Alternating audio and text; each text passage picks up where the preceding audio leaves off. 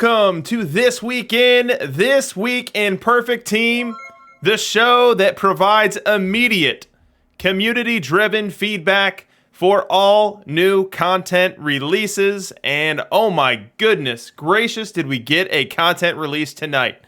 We didn't get the 50 cards that we got last year, no. We got that and then some. 75 total cards representing the PT22 Negro Leagues collection, and there are some really juicy ones in there. Kidneys, how are we doing tonight? A little crazy. I'm a little overwhelmed. 75 cards. Mac Jax has now successfully gifted both my parents' subscriptions to your channel. and I'm excited.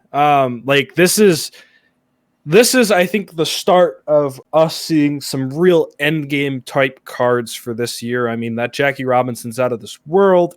We got Build a Legend coming up, hopefully sometime maybe in the next month or so. I mean, this is a real big deal, and there's some really great cards that I think are going to stick with us for a very long time tonight.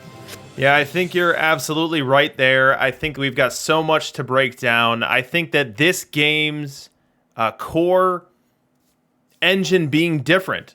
There is no training in PT22, or there's limited training in PT22. So these cards and their stock defense, which was extremely unique last year, just as it is this year, is going to even be more valuable. So we need to jump into all of that tonight. If this is your first time joining us, we are a show that provides immediate community feedback for all new content releases. I'm your host, DRC. Kidneys is with me as always, and Kidneys is the keeper of the sheet, the person providing the community service to have all of the cards documented, uploaded, and even ranked from a regression perspective in terms of which ones you want to get your hands on. And we've got DishNet in the chat confirming that it is official. Cards are in packs at present. So if you are inclined to, you can go ahead and rip away. And let's see when people in the chat pull some of these cards. Would love to hear about it because we know it's going to be happening fast and furious.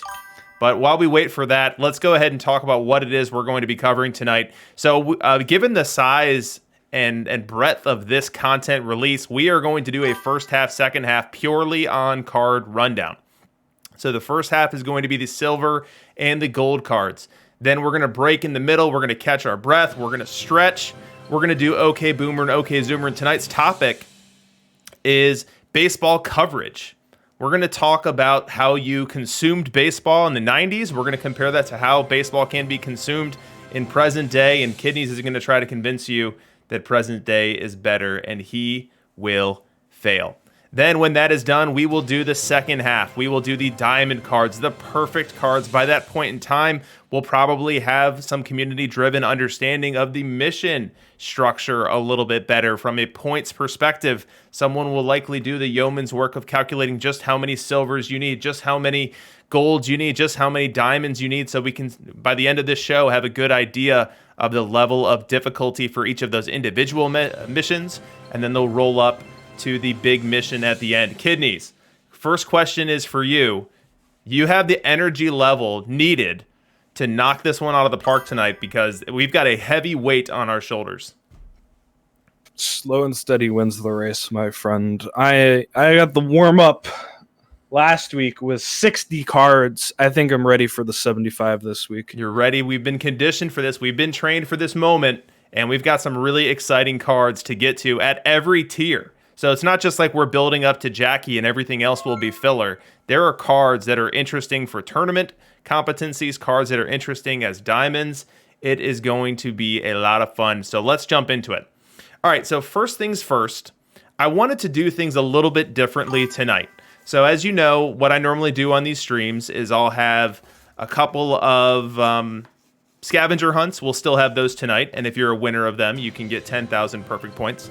I normally also have a multimedia moment, and you wouldn't believe just how hard it was to find video of these wonderful players doing their thing, given how long ago the Negro Leagues were, as well as not having nearly the same coverage as Major League Baseball. So we are skipping the multimedia moment tonight, but what we're replacing it is with fun facts. So I wanted to, as part of this broadcast, not just tell you about how these cards are going to play within Perfect Team, but teach you something about each one of these players. So I went digging and sleuthing, and I tried to find a fun fact, whether it be something long form or short form, that you can assign and associate with these players so that they're not just a name on a card with really cool art, but a player that we all collectively a little bit better understand who they were and really where their place was within the Negro Leagues and their storied history. And so we start with Logan Hensley. And the tidbit on Logan Hensley that I picked out was his nickname. And the reason I picked it out is because this is something that Kidneys loves to say. Kidneys, one of his favorite things to say about a card is that it slaps. If a card slaps, that means it's a hitter that is going to hit well. I believe that's what the Zoomer interpretation is. But Logan Hensley's nickname is Slap. So Kidneys, does this low silver card do the pitcher equivalent of Slap? No. He's a slow pitcher, 88 to 90, a lot of stamina, got a lot of that sack bunt that we love so much, but I don't know. I think there's probably some high bronze cards that are more of a fan of personally. If you're new tonight, DRC is kind of the bread. I'm a bit of the butter, but I'm normally come out very aggressive against things I think are underwhelming or whatnot. I'm not going to do that as much tonight. I think a lot of the cards we have tonight are going to be super, really, really, really good staples for a long time, even just on positional flexibility alone. This is going to be a crazy night for all of you. Go open your packs if you got them. Go get packs if you don't got them. I mean, like, roll it out. This is going to be one of the most fun nights of the year, so I'm just here to really enjoy it so far. Yeah, I definitely think there's going to be a ripocalypse tonight with the quantity of packs that people are ripping. We've got a number of factors at play. One, this series was tipped off early in the week, so if someone's playing tourneys, they can hoard a bit. Two, concurrently, we had Chris increasing the rewards for all the tournaments that were out there. So not only do the tourney hoarders have their packs, but they have more packs than they would have had otherwise.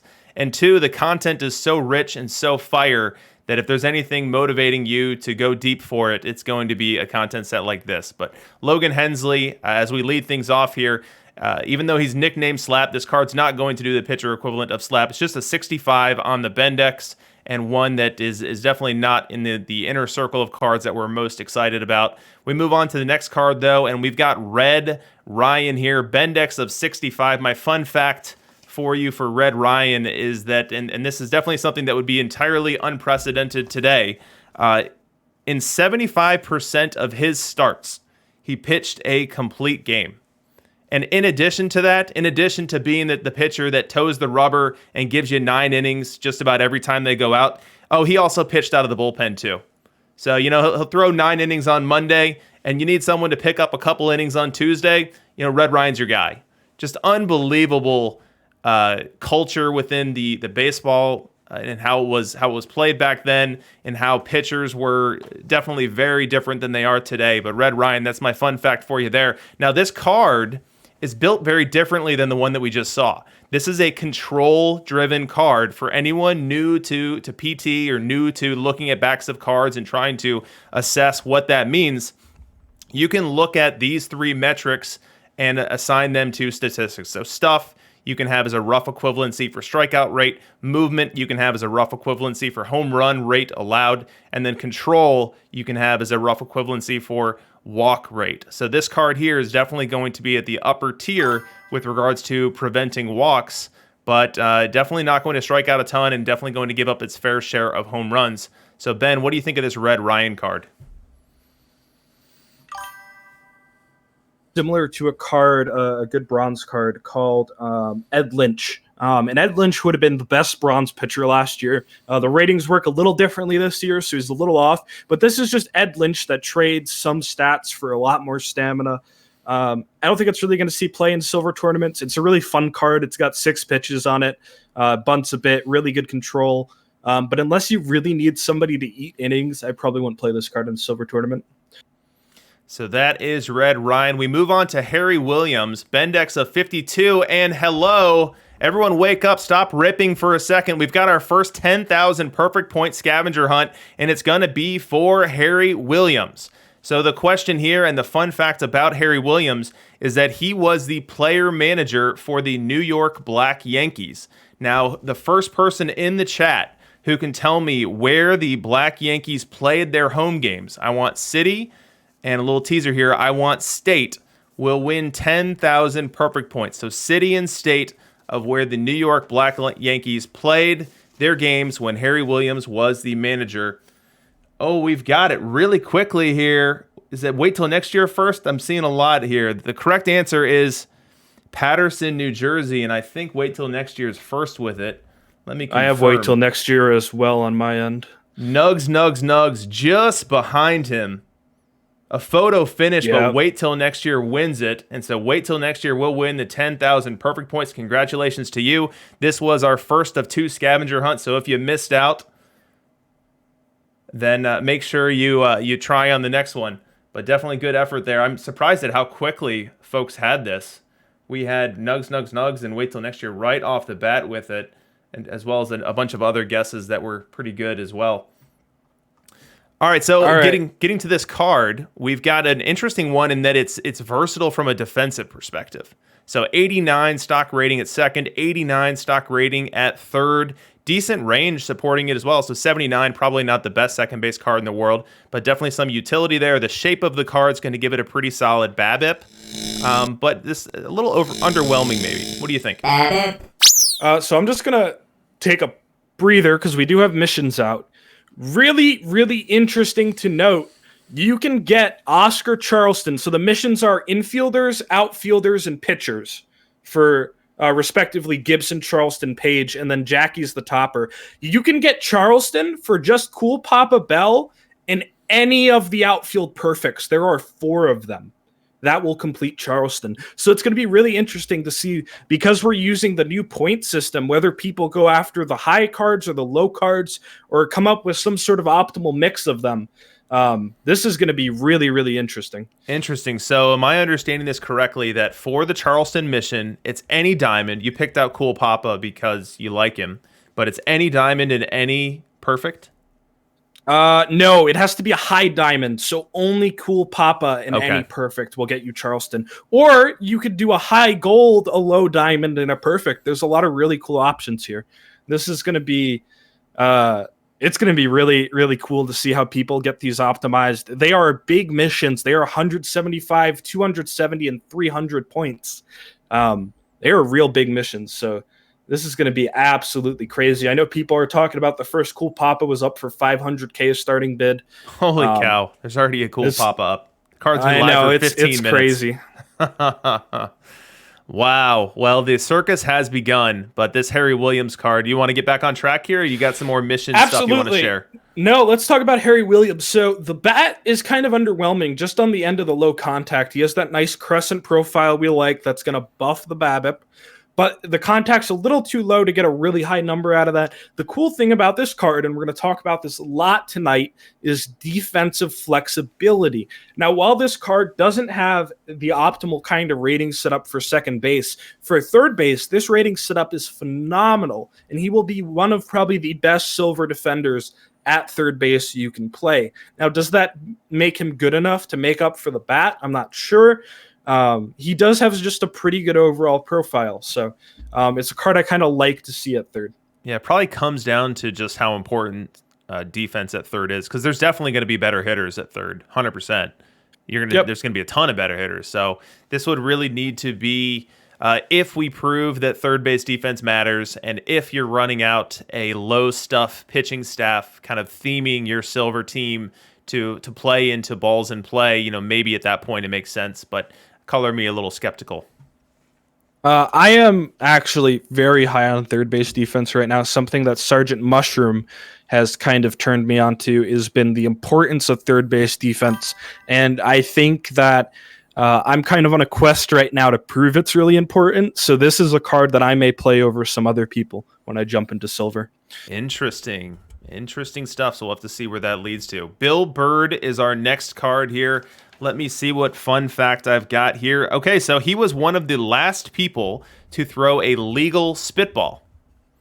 And his nickname was El Maestro. And one of his favorite things to do was to try to psych batters out by fake spitting on the ball. So sometimes he'd spit on it for real. Sometimes he would just fake it and use that as kind of a way to psych hitters out and win the mental side of the game here. Now, we don't see a spitball in here. I don't know that spitball is a pitch that exists within the out of the park engine. Maybe Kidney's a base game player can confirm or deny there. But as we look at this PT card, we've got another card that is control over stuff and movement. The stuff a little bit stronger than the card that preceded this one, but still not a profile popping off the page for me. Yeah, nothing too special about this one. I think I have him a bit worse than the Red Ryan personally. Just losing a little bit of control for that stuff. They're pretty similar cards. I don't think neither is going to be in your silver tournament rotation. But again, I do want to point out that because of these missions, every card tonight that is a Negro League Stars card is going to have insane value right now. These are going to be super valuable because they lead to these super endgame cards. So if you get them, don't put them up for cheap. Either hold on to them for the mission or sell them for a lot of money tonight. That's a great point. So, this stream is somewhat of an anniversary for me. So last year's Negro League collection was the first time I ever saw This Week in Perfect Team. And it was also the moment that I knew that I was kind of sucked into the PT sphere and there was no escaping it. And from then on, I was a loyal watcher of the stream and only became more and more obsessed with the game. So this really marks like my 1 year anniversary of being all in. And I remember on that Thursday night, I pulled a silver and looked at the size and breadth of the mission. And I was free to play early on last year. And I said, well, I'll never get Jackie, so I'll just go ahead and list this up. And I think I came away with 25K for a random silver card. So your point is absolutely spot on here. If you pull one of these cards here and you don't intend to keep it, make sure you get top dollar out of that auction house tonight, because tonight would be the night to do so. 65 on the Bendex for Mr. Bill Bird, the spitball throwing right-hander. Nelson Dean is our next one. What's our fun fact for Nelson Dean? He passed away at 40 years young, unfortunately, but he lived just long enough to see his son, Robert Dean, also play within the Negro Leagues for the St. Louis Stars. So I want to say his son debuted when he was 38 to 39, right before his untimely passing. But that had to have been a special moment for Nelson Dean. Now, as we look at this card here, we kind of have, to use your word, an understated card, as we've got a starting pitcher with some really unfavorable ratings versus left-handed batters, which you can see where my cursor is right now, which is the majority of what you're going to face when you are a right-handed starter. So this card here is a bunch of stamina and not much else. Yeah, exactly. This is a card that I think is a silver purely based off stamina. There isn't really a whole lot else going for this card. I think the other ones have a better profile. I don't know if my Bendex is going to relate that, but I think at a lower level, the high, low, high, so high stuff, low movement, high control. And yeah, he comes out about the same. But just a little bit underwhelming overall as a card. Can eat innings, and that's about it. Bendex of 65 on this one. I believe the first couple cards were right around that 65 mark as well. You'll definitely see some higher numbers on the Bendex as we get going. For any new users or new viewers for us here tonight, Kidneys, why don't you explain what the Bendex is? So the Bendex is a automatic card overall rating system I have developed based off some linear regressions and other math that I don't do because I'm not a math person. But it is supposed to evaluate how good a card is. For hitters, it is offensive only. That will change as the year goes on to be offensive and defensive. Right now, pitchers are a scale of 1 to 128. Hitters, the top hitter clocks in at about an 85. That would be John McGraw. And again, that's offense only for hitters. Very good. So that's Nelson Dean, 65 on the Bendex. Next, we've got Bingo DeMoss. This one only coming in at a 58 on the Bendex, but important to note that the hitters and pitchers are not scaled similarly. So 58 for a pitcher does not mean they're necessarily worse than a 65 for a pitcher. Ben, I'll let you add color around that in just a moment after I share my fun fact for Bingo DeMoss. So he debuted at the ripe young age of 20. And didn't retire until he was 40 years old. So 20 years of play. And within those 20 seasons, he played for 11 different Negro League teams. So definitely played for a long time and played for a lot of teams. Now, in looking at this card, we have another defensively versatile card. You've got, it's leading with second base defense as the highest rating here, 78, underpinned by OK range. Not the best range you're going to find at second base, but you can also back him up at third base, left field. So pretty versatile utility card here from a card rating perspective. There's not a lot of power here, and there's a ton of avoid K, but not so much contact that we start talking about this being a huge BABIP card. What do you think of this Bingo DeMoss? I like it actually quite a bit. It's a shame its contact is a little bit lower. With those super high Ks, it's not going to have crazy BABIP. However, on the flip side, Bingo DeMoss was a silver staple last year for its infield flexibility as well as being able to play in the corner. This card isn't as good defensively as last year's, if I recall, but this is still a pretty good card. I would be surprised if this doesn't make it into some teams' lineups as a depth position player, especially because everybody's going to be trying to be hunting it. So I am, I don't know. I like the card, and that's about it. We like the stock, Kidney says. We like the stock, yes. I was hoping you'd get that. 58 on the Bendex. We move on. Jelly Gardner. Just about the coolest name in the set, although I have it as second place. You'll see my favorite card in the set, which is going to take first place. But fun fact for Jelly Gardner, as I was reading his bio, the comments and the quotes about him were just so glowing with regards to how much of a ball player he really was. The quotes, one of them said that he could basically steal first base. And we all know that the famous quote about Billy Hamilton, the modern day Billy Hamilton, was, what didn't work for him is that you can't steal first base. Well, Jelly Gardner found a way. Between drag bunts, which he was excellent at, being able to spoil pitchers' pitches. So he was said to foul off pitcher's pitch after pitcher's pitch after pitcher's pitch to then be able to work himself a walk and get on base and unlock the speed of his base running abilities. He had a discerning eye anyway, so if you weren't throwing a strike, he wasn't swinging. If you were throwing a strike and it wasn't something he could do damage with, he was going to foul it off. And he was always, always, always going for the extra base. People said that he would score from first on a bunt. So just an absolute menace on the base paths for the teams that were playing him. And we see a card here that represents some of that character as well. We've got good defense here. Stock in all three outfield positions, best in center. A strong base running profile. We've got the speed lower than the stealing. For anyone new to the stream, that's the relationship that you want. The speed is effectively the appetite to attempt stolen bases, and the stealing rating is the efficacy upon which they will make it successfully. So this relationship is pretty good here. Base running skill is good. The overall BABIP is going to be good because we've got low power, decent contact, and good avoid K. What do you think of this Jelly Gardner card that you have on the Bendex at 57?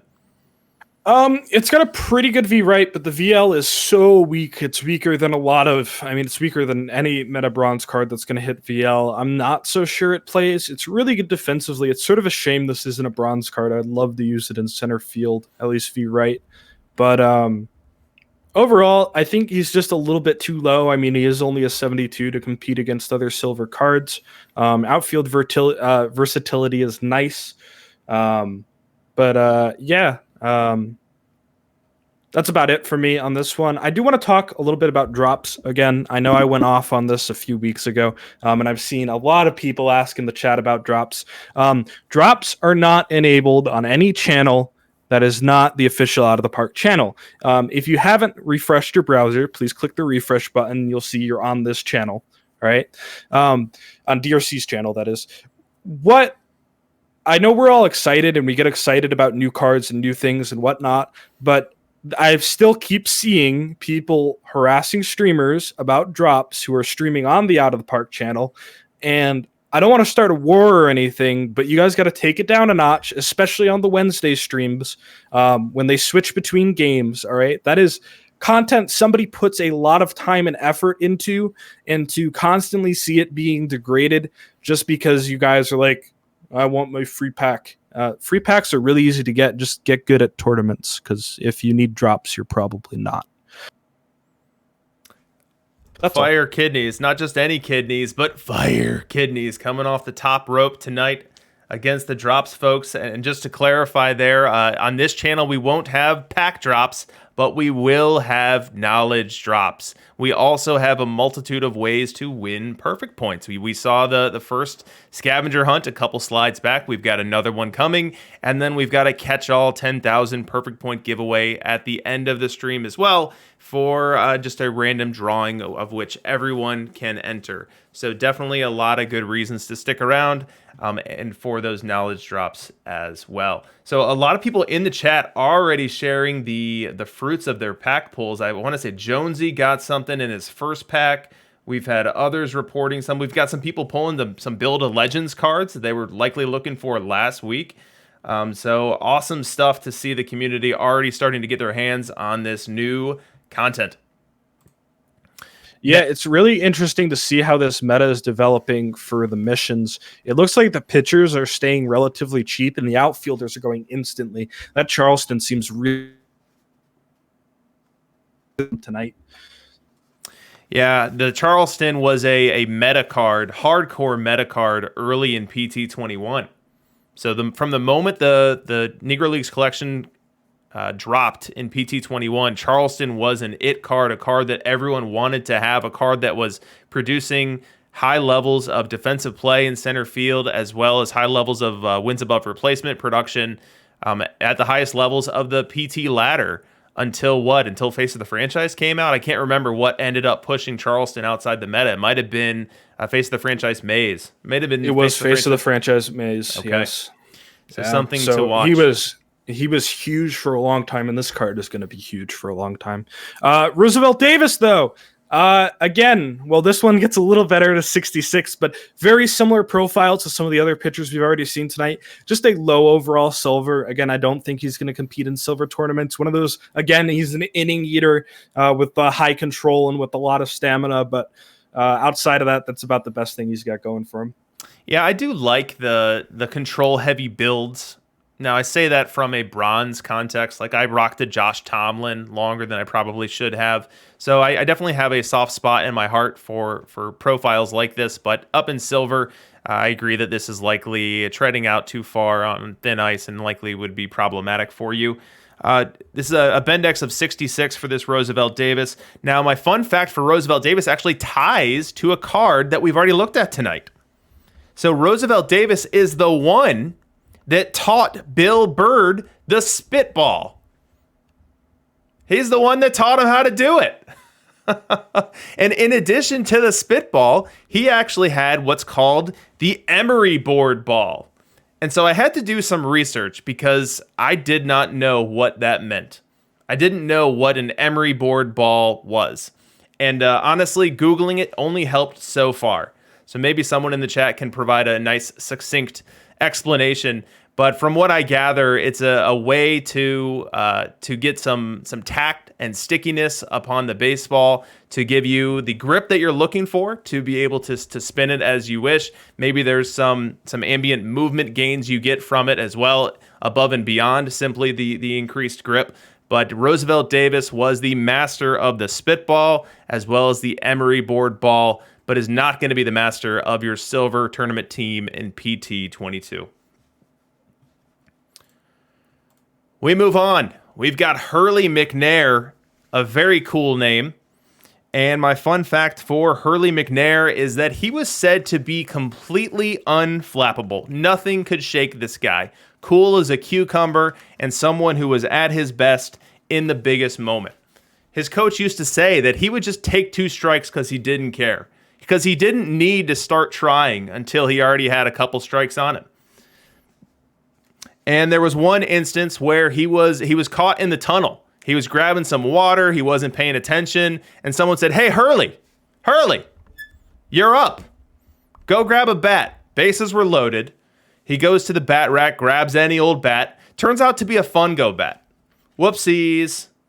Proceeds to hit a grand slam like nothing else mattered and circles the bases, gets back to the dugout. Probably his heart never skipped a beat. Just cool as a cucumber. And as we look at this left field card here, comes with some stock defense in right. Great base running profile, similar to the last card. And we've got a better offensive profile with this one. We've got a lot more contact coming along the ride here. We've got a very nice looking VR profile here. Tell me about this McNair card with a Bendex of 62.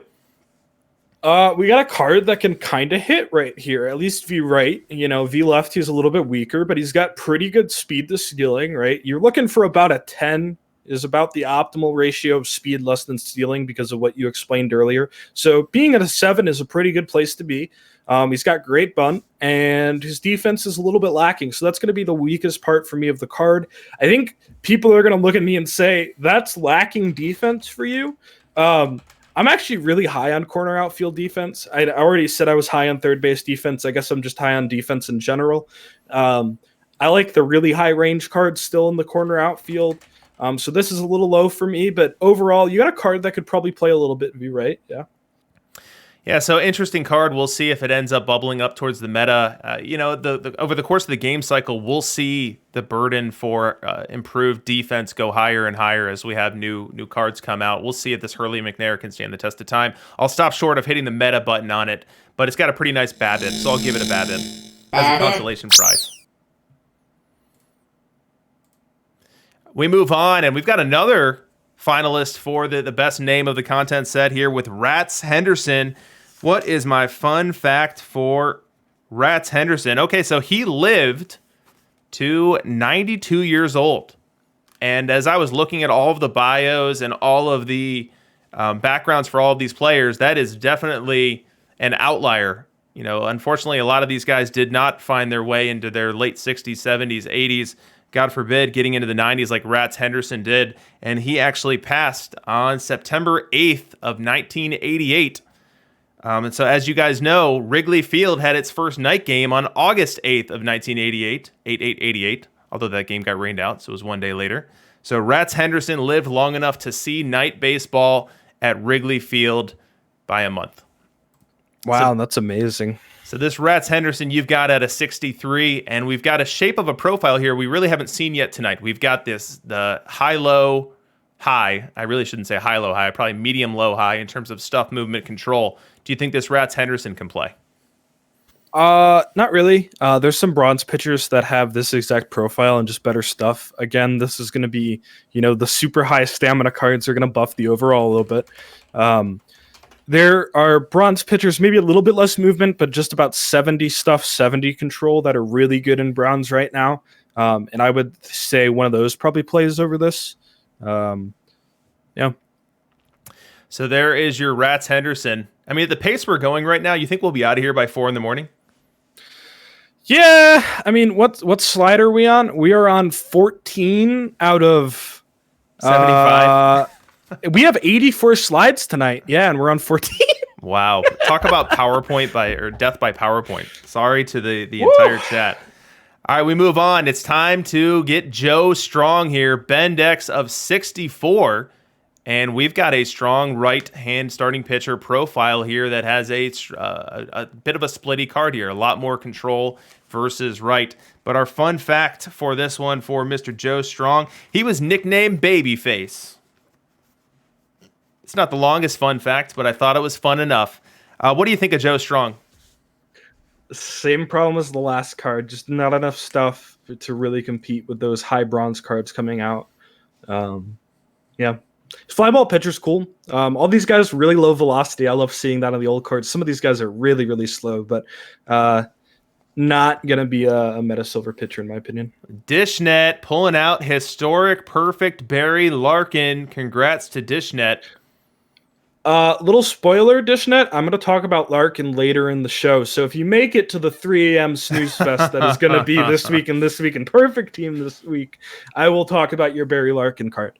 Nice. And to answer your question, our Jolly 42, we have not gotten to Josh Gibson yet. We will definitely get there before the night is out. But first, it's William Bell, a 75 rated card that comes in at 72 on the Bendex. Now, after he was done playing in the Negro Leagues, Mr. William Bell worked for the United States Post Office for 34 years. Now, Ben, this card is not low movement. We've been knocking the cards that we've seen so far because they've been low stuff, low movement, good control. Now, does the movement here make William Bell more playable? I think so. The issue is there are some cards with a very similar profile. However, I don't believe any of them rock 111 stamina as well. So I think this card, at least my formula, likes this card enough to tell me that it's more than meta as a silver pitcher in a silver tournament. Will that hold up? We'll see. I mean, it's a very diversive card having such low stuff and such high movement. So it's really going to be, I think, meta dependent whether people are playing power hitters in silver or not, and it comes out to counter them. But I just think it's pretty well statted for 75. I think it's a solid overall card. So I'm giving you the power here. This is going to be a kidneys only call. Do I press the meta button? Absolutely. Attention, it's meta. Our first meta card of the night, it's 75, William Bell. Kidneys is saying that his spreadsheet and his formula trusts it, and you should too. We move on to the next one, and it's Oliver Marcel. Oliver Marcel, a third base card that comes with stock defense at the other skill infield positions, which, as we've talked about in the past and we'll talk about again tonight, is extremely valuable. We are seeing fatigue in Perfect Team 22 going at rates that put Perfect Team 21 to shame. Players are getting tired more quickly. Players are needing more time off. And so as your shortstop needs a break, someone's got to play behind him. And you don't want that someone to either not be a shortstop at all or to be god-awful at shortstop. And so a player like this, a card like this that can step in and give you a pretty decent shortstop defense is interesting. Now, we need the card to hit too. We can't have an absolute zero with the bat, and I worry we could be there. We'll get to kidneys here in a second. As far as the fun fact on Oliver Marcel, he was said to be insanely colorful. Just a character, and honestly, as I was reading all of these bios, they were all characters. And so being called a character and being singled out as being extraordinarily colorful says a lot, given all of the personalities and folks that were part of the Negro Leagues. And the best little tidbit that I found on him, or the most interesting one, is that one time after a game, he got into a fight with a teammate in the clubhouse over a dice game. And the fight escalated so far to the point where his teammate bit his nose. His teammate literally bit his nostril and ripped off part of it. And so for the rest of his career, from that point forward, Oliver Marcel was missing a piece of his nose. It reminds me of Evander Holyfield losing a piece of his ear to Mike Tyson, but Oliver Marcel, the one nostriled wonder, does he play in silver tournaments, Ben? Probably not. I know I said good things about the bingo. I think this bat is actually a little bit weaker than what bingo offered. And position flexibility. What does he trade? He trades not really great second base for left field. Not super high on this card, no. 58 on the Bendex. Don't get too jacked up about the one nostriled wonder, Oliver Marcel. We move on to Ben Taylor. And I mean, Kidneys is going to love it because his name's Ben, even if this card's terrible. So he's biased. We might not even want to give him the microphone on this at all. But we'll think about that for a second, and we'll first share the fun fact for Mr. Ben Taylor here. So after he was done playing, he actually opened a pool room. Opened and operated a pool room, which was frequented by many of the players within the Negro Leagues. And he mentored Buck Leonard, which is a card that we're going to see down the line here. He was apparently very pivotal in the development and maturation and baseball skills appreciation of Buck Leonard, who ended up being known as the best first baseman in the Negro Leagues. So, Ben, your kidneys, tell me about Ben Taylor. Really, really good silver first baseman, in my opinion. I will clarify, I am not a silver meta expert, but this bat v right is fantastic. It is one of the best I've seen in a long time. And he's got position flexibility too. Not great position flexibility, but he has it. He's not slow. He can run a little bit. He can even bunt if you want him to. I think this card is going to make a case to be your V right option at first base. And because he can play utility, I think he's a pretty legit option as well. So let's talk about how we look at this backup card rating and then start to estimate what type of production we're going to get. So we've talked about the BABIP here. So when he hits the ball in play, he's going to have a high rate of success. There's going to be a high batting average on that ball in play. So that's a rating that's not on the backup card, but it's important to understand. And Ben, you can give your long form explanation here in just a minute. But the rest of these categories here, so avoid K is in a literal sense, how frequently are they not striking out? I is a good proxy for walk rate. How often are they working bases on balls? Power for home runs. And then gap power is the frequency of conversion from a base hit to an extra base hit that is not a home run. So how often do singles turn into doubles or triples? So Ben, I've left contact alone. I've done that intentionally. Why don't you use this moment to explain to any uninitiated users how BABIP plays in and how contact isn't really a real number? So I do want to point out I have Warhawk, who is right now one of the top tournament players just on everything, saying this card plays favorably for him in silver tournaments right now. He would play it. So that backs me up, but also the Space Pope, who is an old school player, but an absolute legend. He created the 1, 2.4, 1.5. I love the quote for Perfect Team 20, who's saying he doesn't think he's that good. So I am very interested to see what happens with this card. We've got a fight breaking out in the chat between Warhawk and Space Pope. Maybe they need to do OK Boomer, OK Zoomer for us. So we have contact here, right? Contact doesn't actually exist. It's not a thing. Nothing checks against it. It doesn't run in the algorithm to determine how a ball gets hit. What does determine is BABIP. So how you can kind of tell a card's a BABIP is if you take the contact and you subtract like the power and the Ks, you get a BABIP rating. Obviously, it's very complicated. There's a lot of really advanced math that I can't do because I'm not a math guy. But it's really interesting. If you're curious about these cards' BABIP, they will be on the sheet after the stream. Whenever the stream ends, I will update the sheet with all these cards and a raw document of all the card stats if you guys want to do your own work with them as well. So I'm really interested to see how this card's going to play in silver then.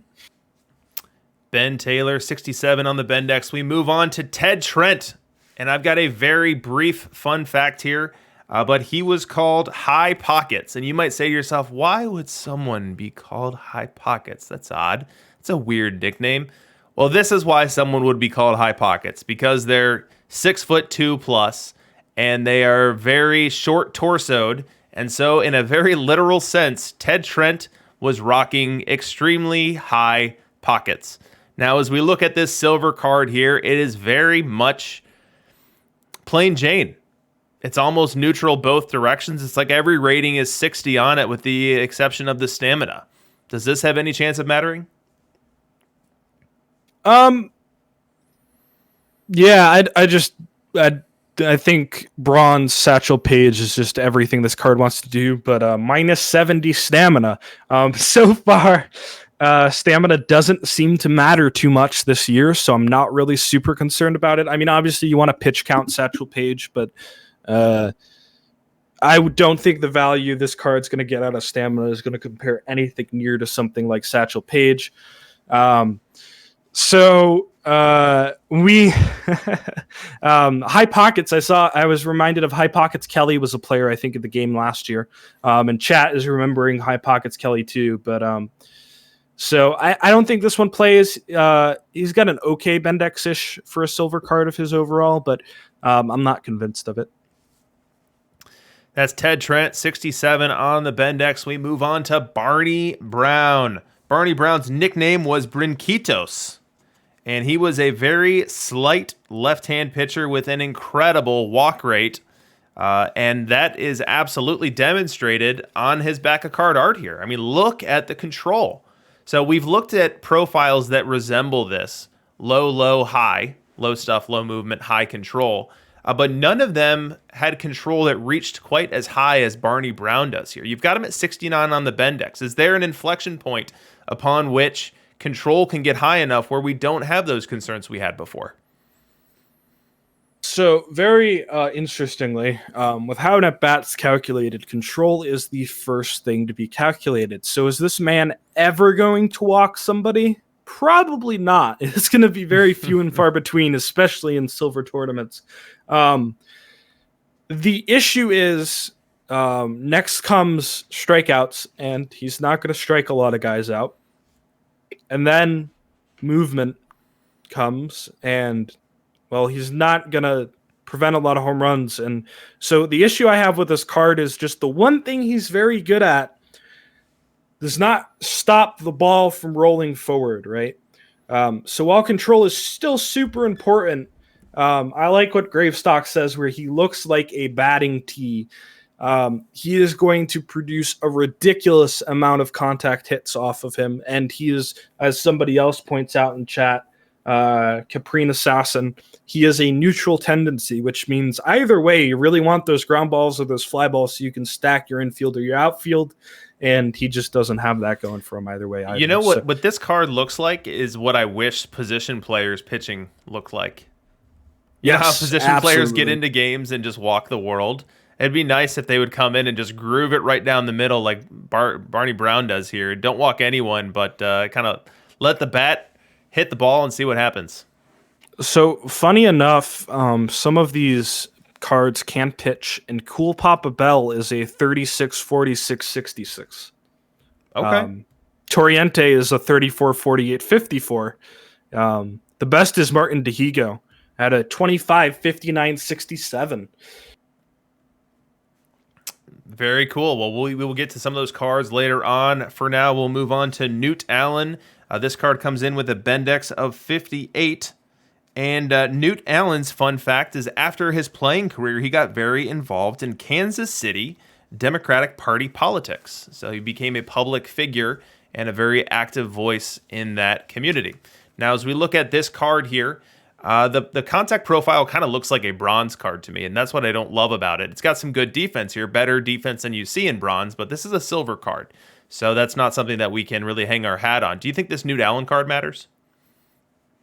No, not really. The defense is a bit weaker for middle infield, and then the bat isn't too great to supplement it either. So I'm not really sold on this card. Bendex isn't sold on this card either. What determines hit and run skill? It would probably be a mix of speed and base stealing, I would believe, or base running. Sorry. Yeah, that's a good question. Yes. I don't know that makes sense to me. Now, you're much more of a game engine guy than I would, but I would think that efficacy with hit and run, the slider's on the hitter, right? So the slider is how often will I want my AI to do this when this hitter is up? Let me know if I'm off base there before I go any further. I knew the answer to that question, but I knew it like 6 months ago when people kept talking about it, and I don't remember it right now. So if API's in the chat or somebody else who knows it wants to help me out, that would be fantastic. Okay, so that's what I would think hit and run is all about. And then I would crank hit and run on hitters who would be double play candidates. So people that I don't want to hit ground balls into an infield defense that's going to quickly turn two on them, but also have a knack for contact. They've got a nice avoid K. They've got a nice contact rating. So I can be confident that they're not going to let my base runner run into an out. Now, that's me speaking with baseball logic and not necessarily out of the park baseball logic, but that's how I have treated it in the past, and I don't know that it's material enough to really, if I'm totally off base on it, to matter that much. So I think T-Chuck puts it very well. T-Chuck was one of our analysts last year that helped us out a ton. So he says the archetype on the card to crank hit and run on would be like Boggs last year, super high avoid K and no speed. If you remember, avoid K is how often you make contact with the ball, right? As well as not striking out, but it really is how often you make contact with the ball. So it is on the hitter side of things. And then with lower speed, you're trying not to get caught in a double play, right? Perfect. So we move on from Newt Allen here. And we go to Dave Brown. Okay. So like I said, a lot of these profiles were interesting. A lot of them required a second read to be like, wait a minute, did I really just read that? Did that really happen to this guy? Is that really part of this guy's bio? And Dave Brown's might have been the one that I read the most. So Dave Brown in 1925 actually killed a guy in a bar fight. He had teammates there. Teammates were with him. Teammates in this collection set. I can't remember exactly which ones. I can look it up afterward. But he killed a guy in a bar fight and then decided that he was going to evade the FBI because the FBI was going after him. And he did so successfully. Traveling around the Midwest, continuing to play baseball. Playing baseball under the pseudonym Lefty Wilson. So Dave Brown kills a guy in a bar fight and then runs away from the authorities and continues to play the game that he loves in so doing. His teammates were picked up by the police the next day, the ones that were there, and they're like, hey, I don't know where Dave Brown is. Good luck finding him. They were not involved in the action, and so they were let free. But Dave Brown, the thing that I couldn't find anywhere if they ever caught him. But getting back to... Is this actually why he's named Free Dave Brown? Is this the real reason? I feel like he would know about this. I don't know. I miss Free Dave Brown daily, and I wish he were here to speak truth to this. But yeah, I mean, that's the story, and there's more to it than that. Dave Brown was a very colorful character, and that's just one of the many stories that I was able to dig up about him. But as we look at this high silver card here, we're starting to nudge up a bit on our ratings. We've gotten stuff and control now approaching 70. Do you think that this one has a bit higher playability with your Bendex of 69? I think it's decent. Also nice. It's just it's got a lot more stats on it than other cards. It's got higher ratings. So I'm not a silver expert, but this card doesn't look too bad to me. Yes, can we get nice in the chat? Thank you. So I think with its really good stuff VR, I'm just going to point that out because it's also 69. It's not a bad card. I think its splits are pretty good. The stamina's not bad. And overall, Bendex gives it a nice rating. So. Free Dave Brown, indeed. We move on from this one and we go to Soul White. So fun fact on Soul White, he actually started playing in the Negro Leagues at the age of 19 in the year 1887, dating all the way back to 1887. And his career spanned so long that he actually played in the first three iterations of the Negro Leagues, played in all three of them. And as far as what type of card we're looking at here, we see a very defensively versatile card. It's going to come stock with best defense at second base at an 87 rating here. And it's also a card that can steal some bases and go for the extra base, as a lot of these cards in this Negro League set are. You know, one of the things that really struck me as I was doing some research for the stream and checking out what the Negro Leagues were all about in terms of on-field play, the thing that really stuck out to me is it's a league where there weren't many home runs. There were not many walks. There were not many strikeouts. But what there were a ton of batters going for extra bases. So base running was at a premium. Stealing bases was at a premium. It was a league where it was a really, I'm guessing, aesthetically pleasing brand of baseball to watch. You had the ball in play all day long. You had great defenders like Saul White scooping it. You had great base runners like Saul White trying to take extra bases every chance they get, go from first to third. Like, it just left me struck thinking like, man, that would have been really fun to watch this play out. But as you look at this particular Saul White card here, what do you see? I see an interesting card. It's got really good flexibility. It's got like kind of a middling bat. It's not really that great of a bat, but it's really fast.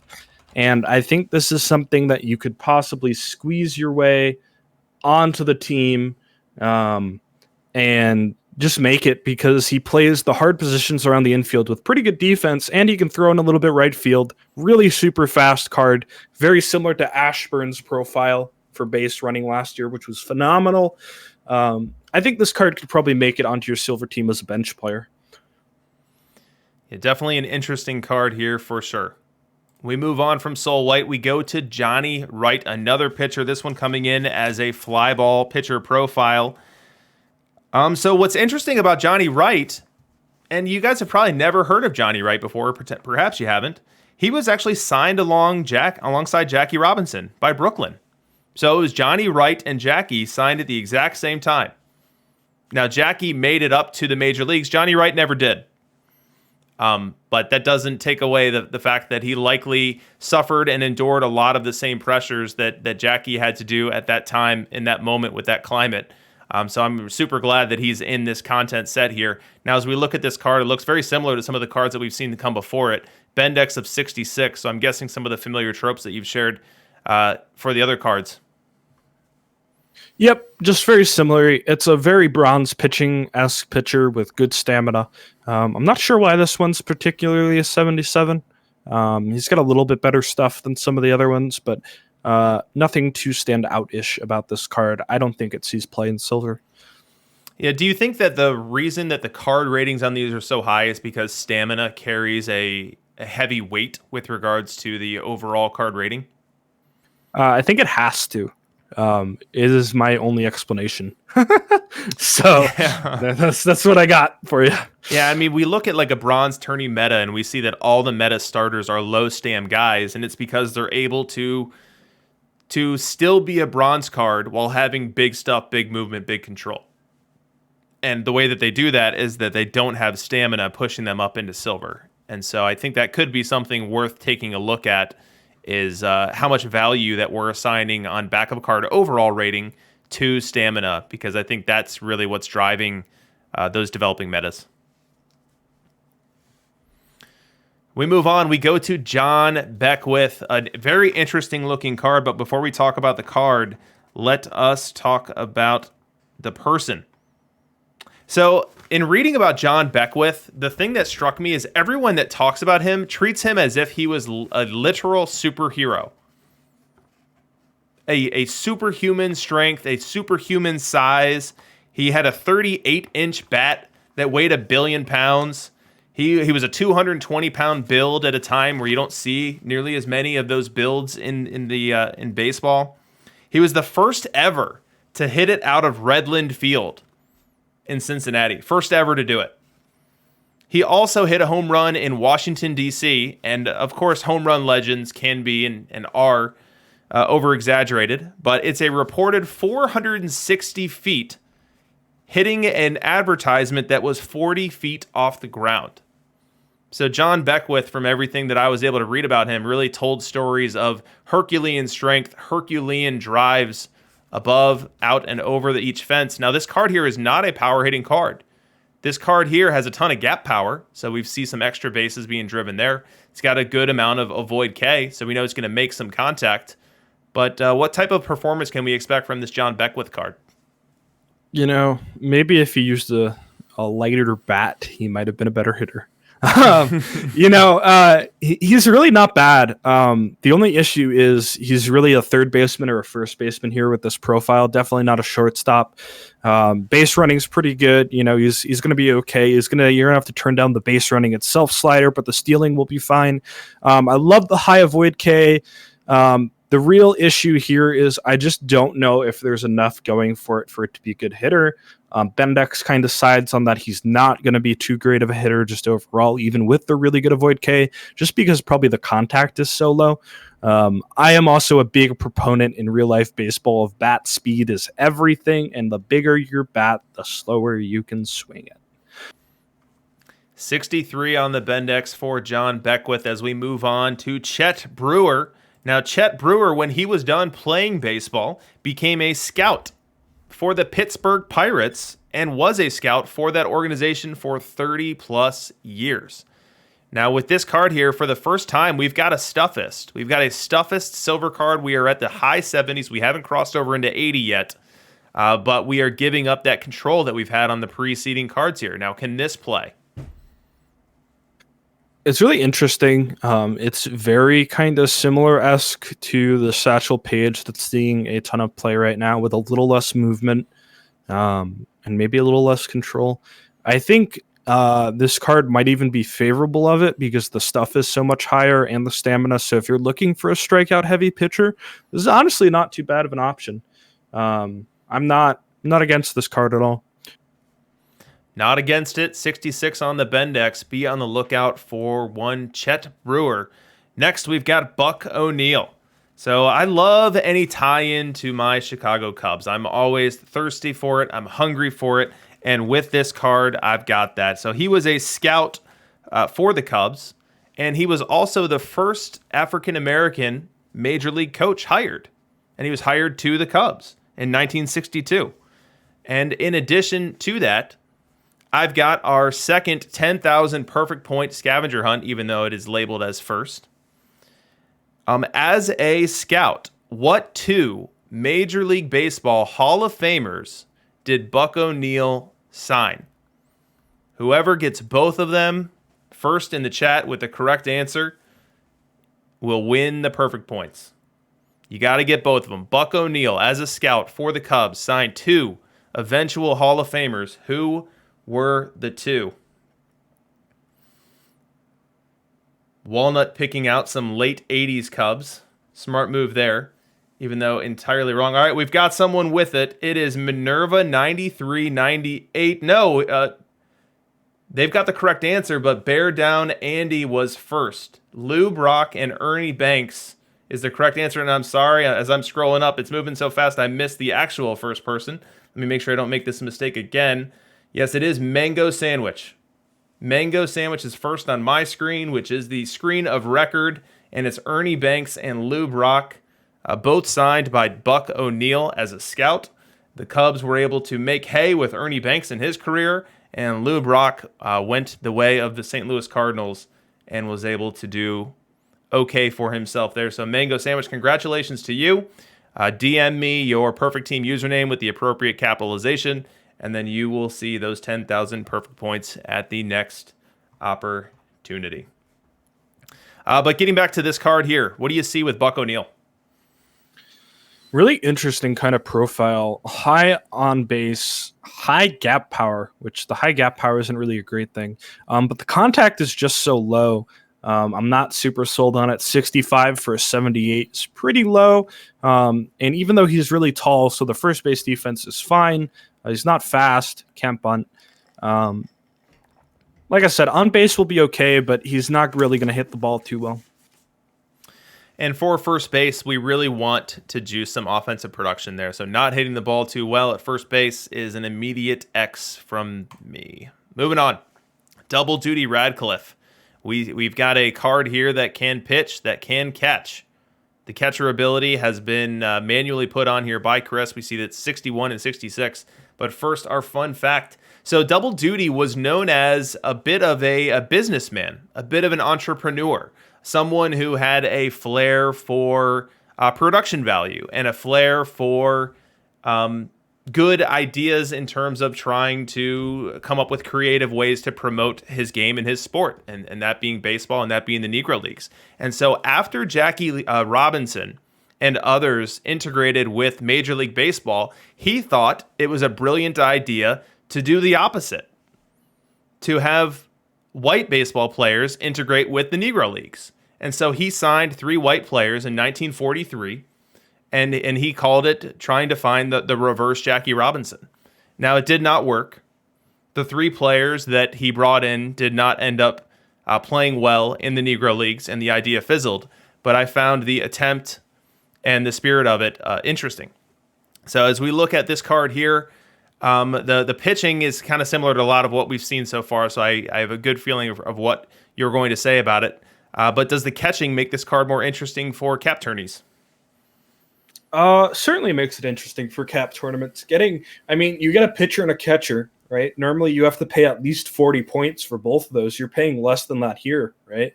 For the combination of the two. So certainly it's interesting play in caps, probably as a backup catcher and then maybe a fifth pitcher or a bullpen option. So it's definitely really, really interesting for caps. That's probably about it for the card. It's not too bad of a pitcher that maybe it squeezes its way into silver somewhere for a little bit. The hitting isn't anything super special, unfortunately, about it. Enough to maybe hold its own at a really low level, and that's about it. Yeah, so I'm curious what your take is on how the increased fatigue that we're observing in PT22 would impact your ability to have someone serving in the role as both, say, a second catcher and a starting pitcher. Do you think that would become a problematic attempt, or do you think that you'd be able to pull it off? So glad you asked that, because you're talking to the Bob Carruthers enthusiast. And there was an issue at the beginning of the game where Carruthers, they were not separated for 2-Ways Epic Divinity. It was really interesting. So when Carruthers would pitch, he wouldn't be able to hit when he pitched, and then he wouldn't be able to hit the day after. I believe that was fixed so that he was able to hit the day after. So I don't think it's too bad. He just basically can't hit when he pitches, is what I believe. All right, very good. So interesting card there with Double Duty Ratcliffe. If you are looking to do one of those cap tournaments or find that two-way player that you can deploy in a unique way, this one definitely fits the bill. 70 on the Bendex. Sam Streeter is next. And so one of the things that I was noticing as I was looking at all of these players and their storied careers is that the typical peak for a Negro League baseball player was very much that of a Major League player. You know, those mid 20s, early 20s, up through the 30s, and then you start to slow down and move on over to first base or move on over to third, away from the middle infield or away from center field. But when finding players who had standout performances at younger ages was something that was difficult to do, but that was the exception here with Sam Streeter. So Sam Streeter actually threw a perfect game. He threw a perfect game in a Negro League game at the ripe age of 19 years old for the Montgomery Gray Sox. Absolutely incredible performance. Definitely was a sign of things to come for this right-handed starting pitcher. One with a ton of stamina here, which is certainly par for the course for this collection set, but it's a familiar shape of what we've seen so far. So we've got a good bit of control, more movement than we're used to, but that low stuff. So how playable is this card with a Bendex at 74? It's really good. High control plus high movement does equal a lot of contact, but it doesn't equal great contact. Also rocking a new high 112 stuff, which is the highest in the game, I believe, now. Really cool card. I'm super pumped about this one. I will definitely be pitching this card when I start playing silver tournaments. Timeout. Are you snacking right now? Yes. This is going to be, all right? This is going to be like a 4-hour stream. Share with the class. I have an MMM cookie from Panera Bread. Oh, that looks pretty good. Enjoy your snack, kidneys, by all means. All right, we move on, and we've got Walter Kennedy. Walter Kennedy, a very low Bendex of 60. We'll talk about that in a second. But first, the fun fact. So Walter Kennedy was nicknamed Rev, and he was known for his very fiery temper. One time, he was so angry, he was so upset with a call from a baseball game that after that game, he went into the parking lot, found the umpire's car that was responsible for that call, and went ahead and busted the window with his baseball bat. A fiery competitor in every sense of the word. I am not endorsing you to break your umpire's car windows, to be clear. So tell us why this Walter Kennedy card only comes in at 60 on the Bendex. I like how we had a disclaimer about breaking umpires' windows, but not one about murder earlier. we just went past the murder, and now we... Yeah, I think it's acceptable if it's like Joe West or Angel Hernandez, you know? Other than that, though, no. No, it's just the contact's so low. That's really the issue with this card. It's not a bad hitting profile. It's fast. It's versatile card. It could still probably play as utility just fine in silver, but he's really just not going to hit a lot. So I think some of the other options we saw for silver utility are probably better this year. Yep, and I hate to say it when you get so much stock defense like this. You've got stock defense at literally every infield position, so it's a shame that the contact isn't a little bit more. I mean, if this card had 10 more contact, we're telling a very different tune right now. Oh, it's elite if it has 10 more contact. Absolutely. Wait till next year says it slaps a little. I think that might be too little. I disagree, Froggy. Might be too little. Mick Henry. I love a little bit of a repeater name. Bendex of 71 on this one, so we got something to talk about here. Henry McHenry, what is our fun fact on him? So he was a pitcher for his entire time in the United States. So he played on many teams. He was a great pitcher on many different Negro League teams. But when he would play south of the border, when he would play in the Mexican League, he turned into a power hitter. With the Mexico City Red Devils, he had one full season where he went 357 with the average, 409 with the on-base percentage, and 630 with the slugging.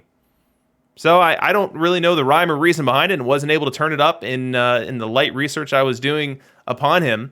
But a very interesting tidbit. Pitcher in the States, bomber, slugger, south of the border. What do you think of this McHenry card? It's pretty good. I think it's a little bit worse than the Sam Streeter card personally, but I think overall they're both very playable. It's just a really good statted silver card. It's got 101 stamina, fly ball tendency, good control, solid movement, passable stuff. I played cards that were 60, 60, 80 in silver and 21 in the end game. So I think this card is going to hold out for a very long time. Now, it is that fly ball pitcher tendency as well. And so you were just talking a couple moments ago where you kind of want to avoid the neutral so that you can team build around the tendency. Yes, absolutely. I think if you're building a very defensive team, you want at least one or two of the options, ground ball or fly ball, for yourself. Yes. Very good. That's Henry McHenry. We move on to Bruce Petway. Bruce Petway, absolutely a card that got a ton of run in PT21 as one of the two silver catchers that was used very frequently. We'll talk about the card here in just a second. As far as the fun fact here, Bruce Petway was known as an absolutely incredible defensive catcher. Absolutely incredible. Some argue the best the Negro Leagues ever saw. Now, the fun thing about him, or the interesting thing about him, is that he caught the game. He caught most of the game on his knees. So we see some catchers do this from time to time now. We saw Benito Santiago do it a good bit in the 90s. But Bruce Petway did that almost his entire career and did it on a majority of pitches. And he would throw out would-be base stealers from his knees in a very Santiagoan way. But the thing about him is he didn't just sit there as a statue. He was apparently incredibly gifted at being able to field bunted balls, which, as we've talked about, so many of these hitters were doing everything under the sun to get on base. And so fielding bunted balls was absolutely a routine part of the job description. So Bruce Petway somehow able to make that form and technique work in an era where it would have really taxed him. So let's talk about this card now. So catcher defense comes through on this card. We've got a huge catcher arm coming in at 91. So those would-be base stealers are going to have a hard time getting to second base with Bruce Petway behind the plate. The catcher ability lags a little. I'll let you talk about that in a minute here. Now, base running, Petway was a great base runner. We see that here. 79 speed, 97 on the stealing. What do you think about this Petway card? So for those of you who've watched my streams, my personal streams, which yes, I will do eventually. We're working on a few things to get there. But Bruce Petway, I think, was one of the 3 or 4 players I banned his name in my chat. You can go to my chat and type Bruce Petway or Petway, and I think it times you out for 10 seconds. The reason being, I hated this card last year. I am not a fan of this card this year either, which I know is going to upset a lot of people. He's really, really fast, and I want to love him because great speed is like it's my joy. I love seeing really fast players play, and such a cool story about him throwing out guys from his knees. We had a catcher in my league who ended up getting too injured to play, but the man would throw you out from his knees without even blinking. I mean, fantastic catcher that I used to play with all the time. But catcher ability is so important for changing how your pitchers strike out and walk players that having only 65 and then not having the bat to back it up in any way, shape, or form, coming in only at a 58 on the Bendix, I don't think can be supplemented by the good arm and the good speed. It's amazing to have a card with this shape here, which is just begging kidneys to talk about BABIP, and we never got there. So that in and of itself tells you everything you need to know about how kidneys feels about Bruce Petway. Sorry, Bruce. We move on. It's Quincy Troop. So Quincy Troop was the youngest of 10 children. 10 children in the family. He was the youngest. And before he was a baseball player, he was actually an excellent boxer. He was a Golden Gloves boxer before he ever stepped on the field for baseball. So definitely a supreme athlete. And as we look at this card here, we've got another catcher. But I know with those catcher defensive files out there, you guys are looking for that catcher ability, and he's not off the charts there. You're looking for the catcher arm. He's not off the charts there, especially after we just looked at Bruce Petway. So are you about to say a bunch of mean things about Quincy Troop now too? I think he probably had enough mean things said to him as the 10th child from the other siblings. He's not that great of a catcher. I think if you're playing silver, you want to look at guys like Buddy Rosar. You want to look at Austin Hedges and Roberto Perez. That's really your bread and butter. Bob Boone right now. I don't think this card is good enough to make that cut, no. No Quincy Troop. We move on, pick up the pace a little bit here, and we get to Judd Wilson. And Judd Wilson is another one that goes down into the Negro League's Bio Hall of Fame. This might have been the best bio. Now, Dave Brown's was probably the hardest to believe, but Judd Wilson was maybe the best in terms of mostly glowing things being said about him. So Satchel Paige, one of the end game cards in this set here, said that Judd Wilson was one of the 2 best hitters he ever faced. Judd Wilson, this 79 card, one of the 2 best hitters that Satchel Paige ever faced. And he played through countless injuries. The list of injuries that Judd Wilson played through are unbelievable to even fathom. There was one instance where he literally broke his elbow, and the doctor said, "You're done for the year." And this was on a Saturday, and he was playing on Monday and played the rest of the season. He had broken ribs that he played through. This dude hated being on the bench, hated not playing more than anything else. And as you'll read from his bio, he hated umpires plenty. He hated his opponents plenty. So one thing that I'll say is read the Judd Wilson bio for sure. First thing you do. But second thing, the little nuggets I'm giving you tonight are but not even coming close to scratching the surface to the interest and uniqueness of these players and their history and the richness of the stories behind them. You could lose hours looking at these guys individually, looking at the leagues, and I encourage you to do so. It was probably the most fun thing I did in the time leading up to this stream, is just learning these incredible stories. And now that I have them, I feel like my life has been so enriched, and I can know a whole lot more about Judd Wilson than what his card art looks like and what his backup card ratings are. So I'll get off that soapbox and I'll turn it over to Ben. 63 Bendex on this. What do you think of this card?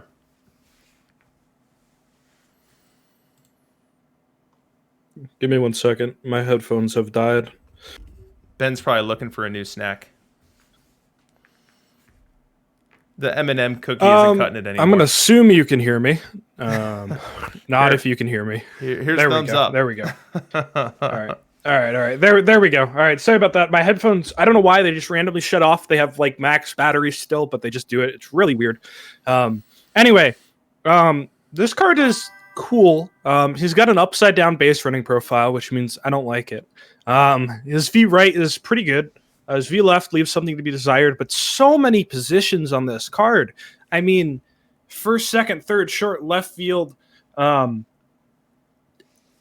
this card is invaluable in Silver Tournament in some shape or form as a backup, I think there's so many cool options in Silver now that I want to play it after tonight. I mean, it's fantastic. But Attention, it's meta. in Perfect Draft, I mean, think about the majority of these cards, guys, in Perfect Draft.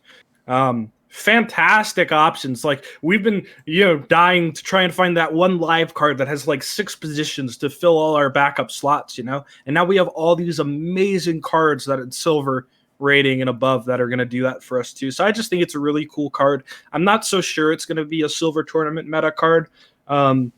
But it's just really fun. And also, I played a season of soccer with 2 broken big toes. I cannot imagine playing baseball with a broken elbow. That just hurts me to think about. Unbelievable. And I was actually just thinking of perfect draft with this card. So you're in the silver rounds. You don't have your third base spot filled yet. This card comes up. You look at that versus right profile. You say, ooh, that looks good. And then you know that you also have the flexibility where if a different card comes up to be your third base starter, then you could have Judd Wilson either in a DH capacity, backing up everywhere, or maybe just relegated to the bench and being a utility guy as needed. So an interesting card, depending on what else is on your screen in that silver round. I could see myself taking a Judd Wilson for sure. I think he's going to be absolutely elite in perfect draft for sure. Yes. We move on from Judd Wilson. We go to Nip Winters, a Bendex of 70. And we're getting a new shape here as well. We've got good stuff, good movement, a little low on the control. We'll talk about that in just a second. Now, the thing with Nip Winters and a lot of these guys, they played their best baseball when they were playing the exhibition games that were not part of Negro League play. They were not part of Major League Baseball play, but they were the exhibition games where the Major League Baseball players and the Negro League Baseball players would share a field and compete against one another. And Nip Winters was said to be absolutely dominant in those settings and to be someone that you wanted on the hill to really show them that they could compete and that they were on a level playing field, if not even above them. And he, in 2 different exhibition games, got the best of Lefty Grove. And many of you probably know Lefty Grove from being the high-powered special edition card that came out in Perfect Team 21. But Nip Winters went head-to-head and toe-to-toe with one of the best pitchers in baseball history and came out a winner. What do you think of this card? I think it's pretty good. I think if the meta is similar, now he is left-handed, but I mean, this is just, in my opinion, a better version of Don Gross, right? And Don Gross plays in silver too. So I think this card's very good. 100 stamina is great for it. Really top-end heavy card. So, yeah, he's going to give up walks, but he's not going to give up a lot of big hits. He's going to get a lot of strikeouts. I think this card certainly plays. We move on, and we've got our first gold card. We are an hour and 20 minutes in, and we have just graduated silver. So Kidneys might need to raid the entire pantry by the time we're done tonight. But with this, we've got Bill Holland, and we are into the gold tier. Now, for Bill Holland, what's interesting about him is he was basically the Negro League's version of Even Steven. Most of his seasons were, 10 wins, 10 losses, 5 wins, 5 losses. He ended up with a career at 116 and 115. He was nicknamed the Devil, but there really wasn't anything to his profile but a pretty standard and reliable innings eater, as innings eaters went back in the Negro League's day. And there's absolutely nothing wrong with that. So we look at the profile here. It's low stuff, good movement, good control. Kidneys, how do you like Bill Holland? I'm going to take our friend's shtick here. Why is this not a 79? It would be so good as a silver card. And it's an 80. And I don't think it sees play as an 80, but man, this is a nice silver card if it was a silver card. We will leave it at that as we move on to Sammy Hughes, another 80 rated card.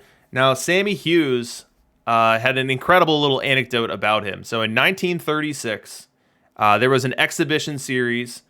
I believe they were called Bob Feller's All-Stars. So Bob Feller got together a team of some of the best Major League Baseball players, and they played an exhibition series against Negro League teams. Sammy Hughes was on that Negro League team, and he went 13 for 26 in that exhibition series against them. So batting .500, and he vastly outplayed the second baseman that was on the Bob Feller's All-Star team, a second baseman that goes by the name of Rogers Hornsby. So as we look at this Sammy Hughes card here, we've got a BABIP Dream, extremely high contact, extremely low power, and then the avoid K is such that the ratio is going to be very favorable for you. What do you like about this Sammy Hughes card?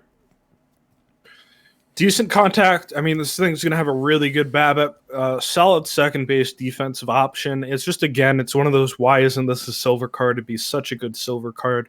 I don't think it's enough to play at a gold level. There's some really nasty gold cards for second base, especially the SC ones. But not a bad card. I mean, one you would be pretty happy to take in Perfect Draft, I think, as a second baseman with that defense and contact profile. Totally agree. We move on from Sammy Hughes. We go to Henry Kimbrough, another 80 rated card. This one, after baseball, Henry Kimbrough set up a very successful gas station and cab dispatch company that he ran for many years following his playing days. Now, with this card here, the thing that pops off the page is I. So for this card here with an I-driven profile and a base running profile with some defensive utility, is this something that can work in the gold tourney scene? Probably not. This is like silver John McGraw last year. The cool thing about this card is it plays defense pretty well in the outfield, and it can run really fast. But, I mean, he's going to go from first to second a lot, but outside of that, he's pretty much never going to get a hit to knock somebody in, so... unfortunate. Definitely doesn't play in open gold. Yeah, I agree. So skip out on the Henry Kimbrough. We move to Dobie Moore. And this card might be a different story. Shortstop with a very interesting shape here. Not one that's going to take many walks, but first we start with a little fun fact about him. So Dobie Moore had a very short career in the Negro Leagues. It was just 5 years. And the reason wasn't because he wasn't playing well, or wasn't because he missed time to go serve in a war. It was because he was shot in the leg. He was shot in the leg, and evading that scene and evading getting shot again, he fell off a balcony. He jumped off a balcony. And as part of that, he suffered a compound tibia fracture, which ended up being something that had an extremely negative effect on his ability to play shortstop, on his ability to play baseball. And so, he did not get strong consideration for the Baseball Hall of Fame because he was just that. Someone who likely could have played for 20 years, but instead had a 5-year career of excellent production that was cut short. So what do you think of this Dobie Moore card? I love this card V left. I mean, just a crazy contact profile. He's got kind of the speed to back it up. Shortstop rating is unfortunate. It's only a shortstop rating because he lacks a little bit of range there. Not going to be able to play any other positions with only that shortstop rating. And the problem is gold is so crazy high end right now. Some of these SE cards that he's going to have to compete for DH position were just absolutely out of this park. So I'm not convinced he plays an open gold. But again, he's not a bad card, and maybe... I don't know. I mean, for Perfect Draft, I mean, if I see this card as a gold option, I'm probably taking it. It's really good. I really don't like super low I cards because that means I need to rely on him getting his singles and doubles to provide all of his value. So I don't love triple slash lines. Even if he's a 300 hitter, if he's 300 on the average, 315 on the OBP, there's no way that he's slugging anywhere near 500 to have a respectable OPS. So for me, this is a pass. Yeah, and as people are pointing out in the chat, there's no way this is better than the Cobb Alou platoon even, right, at DH. So, yep. Yeah, I mean, he's cool. But like you said, I think one of the biggest mistakes I made early last year was how much I undervalued on-base percentage. And that's kind of funny coming from me because I'm such a Moneyball stickler. But... yeah, I think it's still decently enough important. It probably hurts this card too much. I think you fell too much in love with the BABIP, and that's what led you astray. Yeah, probably. BABIP. 64 on the Bendex for this Dobie Moore. We move on to Jerry Benjamin. All right, I love this little nugget about Jerry Benjamin. So Jerry Benjamin's team said, all right, Jerry, we love what you've done for us. You've been a great player for us, but heads up, we've traded you. We have traded you to the Newark Eagles, and you're going to go play for them now. You know what Jerry said? Jerry said no. Jerry said, no, I'm not going. And so he didn't report, and he left the league. He started playing in other semi-pro leagues under the name Christopher until the trade was canceled. And then once the trade was canceled, he came right on back and played for the team that he wanted to. So Jerry Benjamin, a master of his domain, unwilling to head to Newark to play to the Eagles and ended up getting his way. Now, as we look at this card here, we see an elite base running profile, 93 on the speed, 101 on the stealing, and stock defense everywhere, best of which in center field. This card might just be interesting enough for some consideration. The lower than desired contact gives me the most pause. What do you think? So, first off, I'm glad you didn't take my line I said earlier with, this is Ben and Jerry's. Come get your ice cream, guys. This must be the original Ben and Jerry ice cream. I have no idea if he made ice cream, but it's really funny. That's his name, in my opinion. Anyway, I don't think this card starts for you. However, name a world where you're not putting this card on your gold team. Right. Please tell me. I mean, look at his base running. He plays 5 positions, some of the hardest ones. He plays them pretty well. I mean, and then it's not great, but he's going to get on base enough with that speed. It's going to matter a bit. I think this card as a pinch runner and as a utility player is going to be like a must-have on a gold team. I love think it. He's fantastic. I love it. And for that, he gets the meta designation. Meta. We move on from Jerry Benjamin. We go to Rube Foster. Now, Rube Foster is recognized as the father of black baseball. Absolutely supremely important in the organization in the growth of Negro Leagues baseball. So Rube Foster, absolutely a pivotal pitcher whose presence and organization probably trumped anything he did on the field. But on the field, he was absolutely fantastic as well.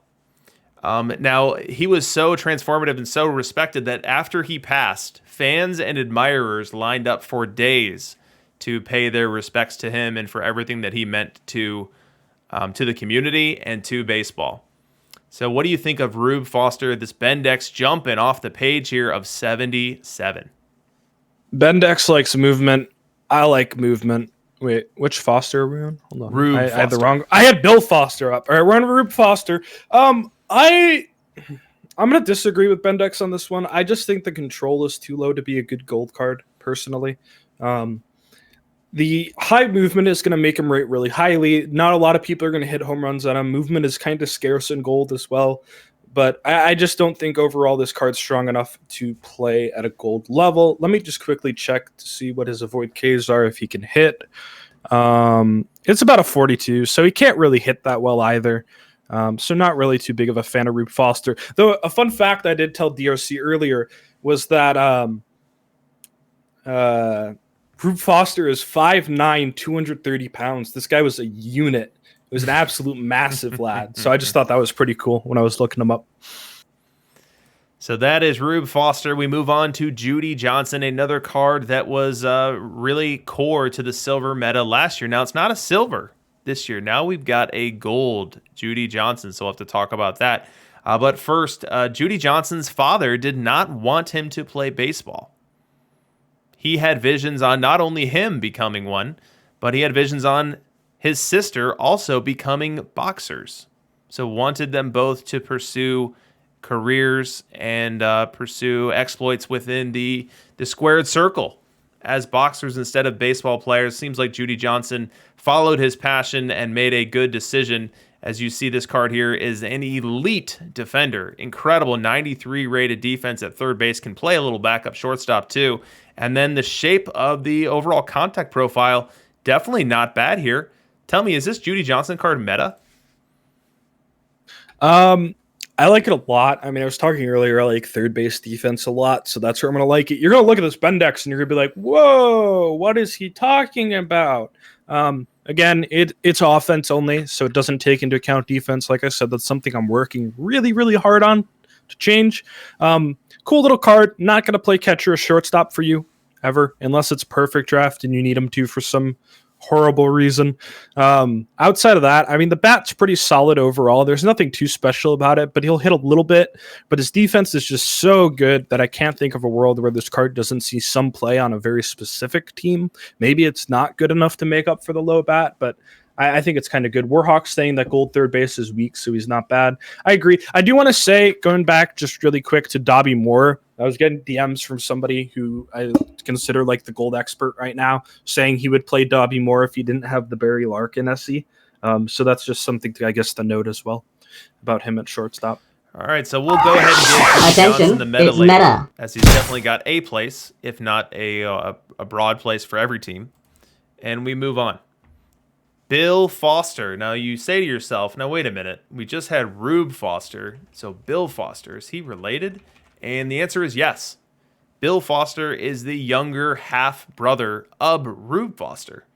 And after his playing days, he actually became the baseball coach at his alma mater, Alcorn State, for many, many, many years. And there's another little tidbit in his profile that I found interesting, that he wanted to play with Rube. He wanted to play with his half-brother.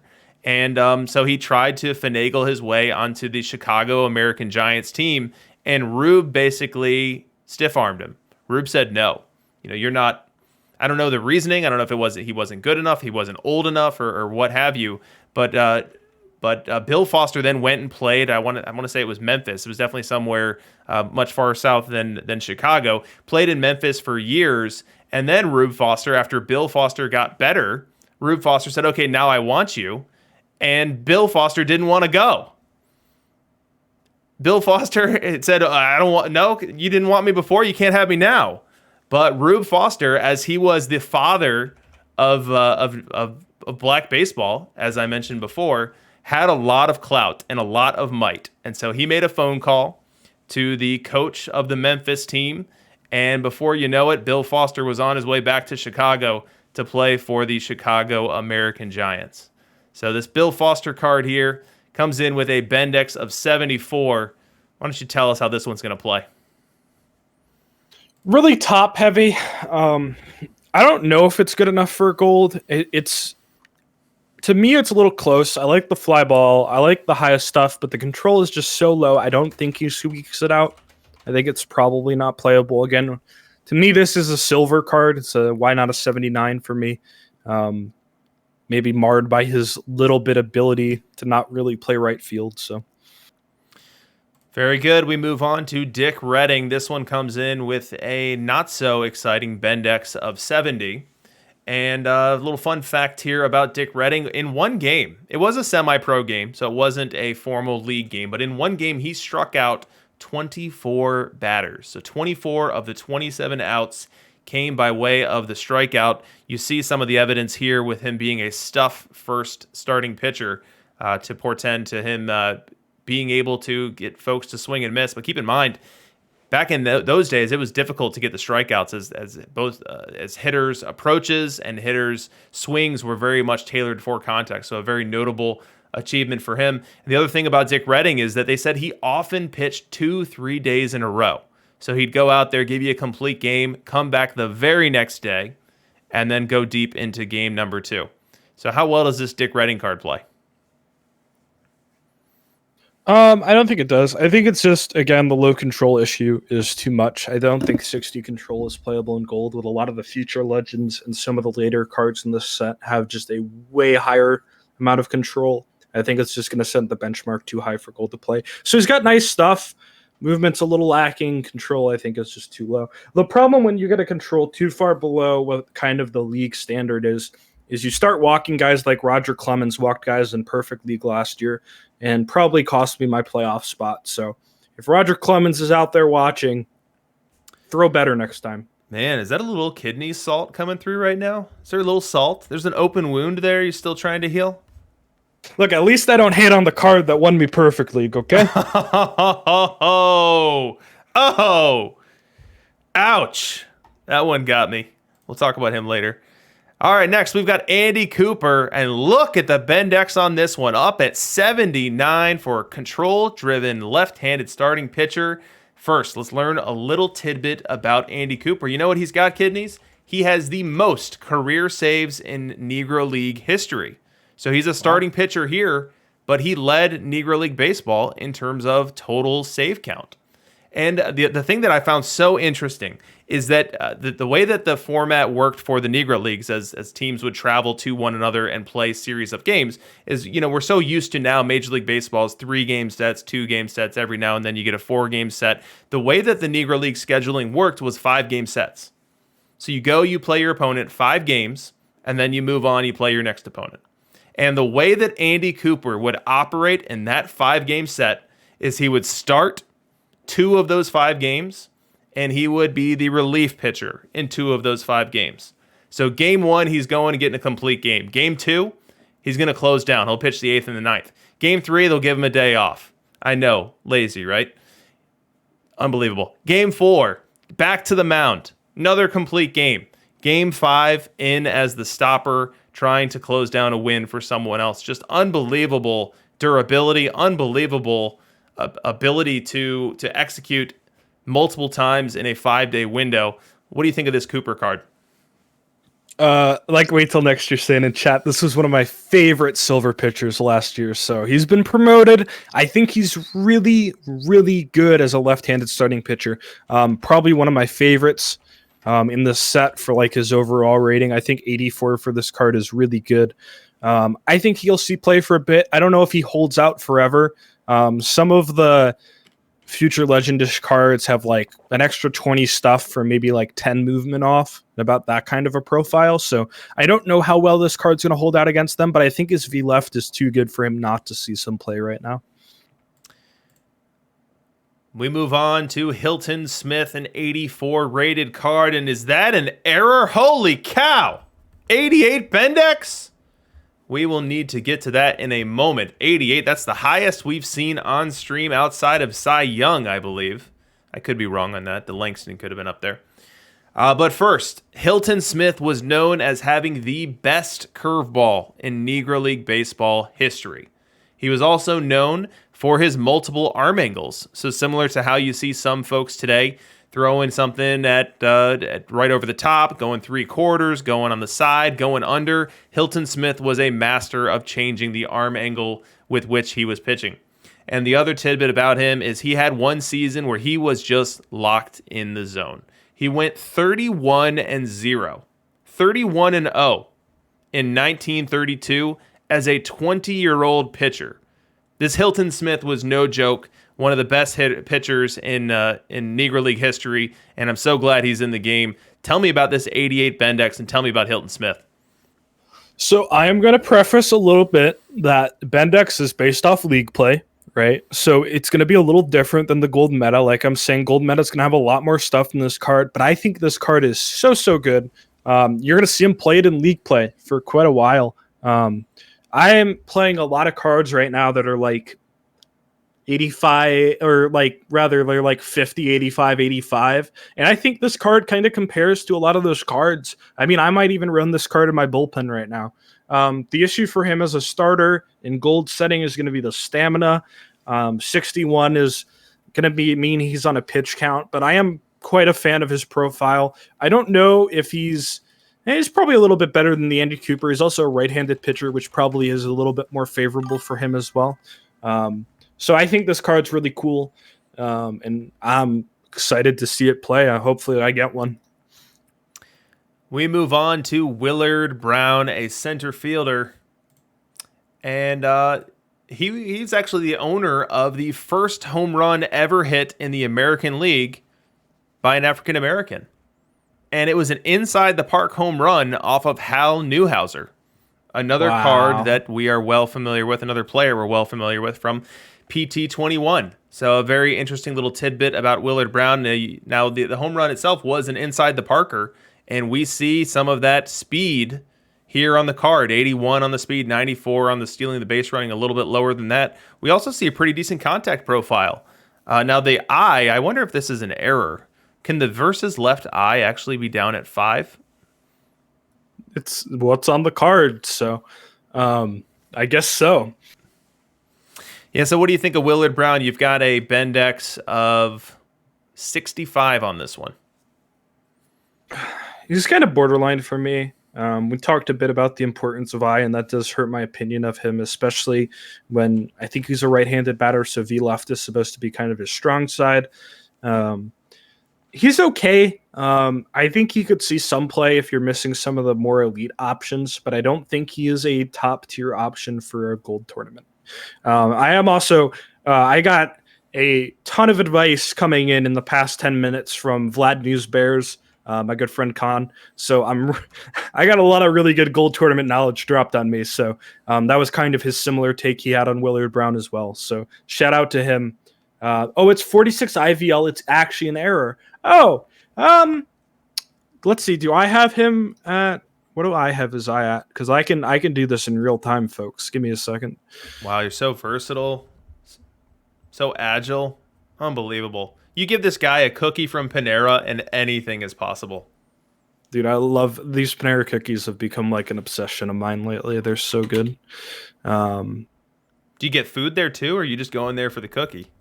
At this point, maybe just the cookie, but no, I normally get this custom sandwich I make, which is like a chicken bacon thing, and then I also get the broccoli cheddar soup in a bread bowl, which is fantastic. All right, so I'm editing him live, and we'll see how far his number goes up. So you're one of those guys that orders off menu.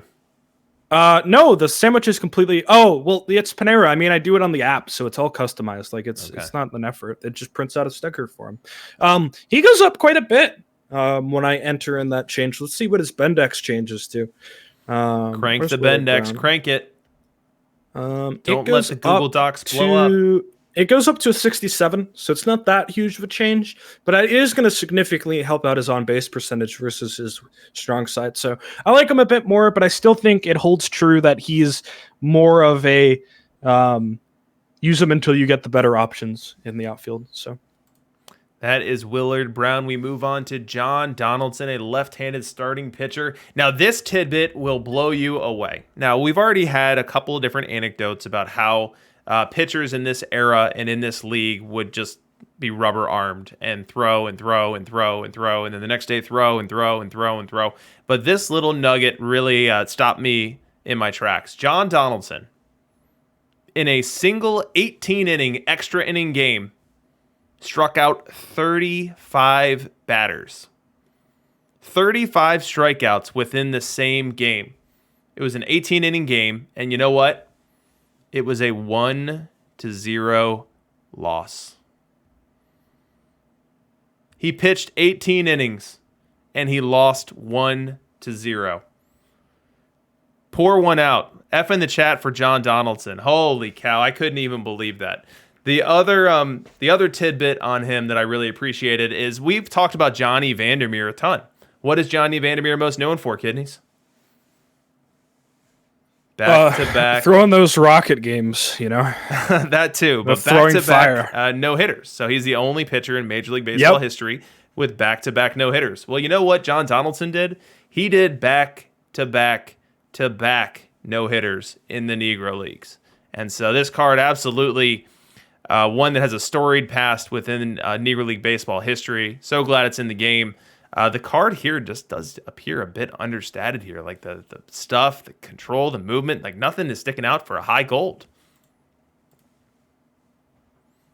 Yeah, it's not super high anywhere around, but other than that, I mean, it's cool. What is the avoid K on this one? Let me pull that up real quick. Donaldson, I have you around here. He's got, is that right? No, he's got 70-something avoid K. So he actually can hit pretty well. This is an interesting two-way card then. I guess you'd probably play him at first base and not center field. I don't think he pitches in a gold competitive scene, but definitely in caps and definitely in perfect draft. This is a card you're going to consider playing two ways. It's actually 80 avoid Ks. His VL is a lot lower than his V right. So really interested in this card now. I did not realize he could hit so well. So he actually comes out as a 54 on the Bendex as a hitter, which is really remarkable for a pitcher. So not going to complain about that at all.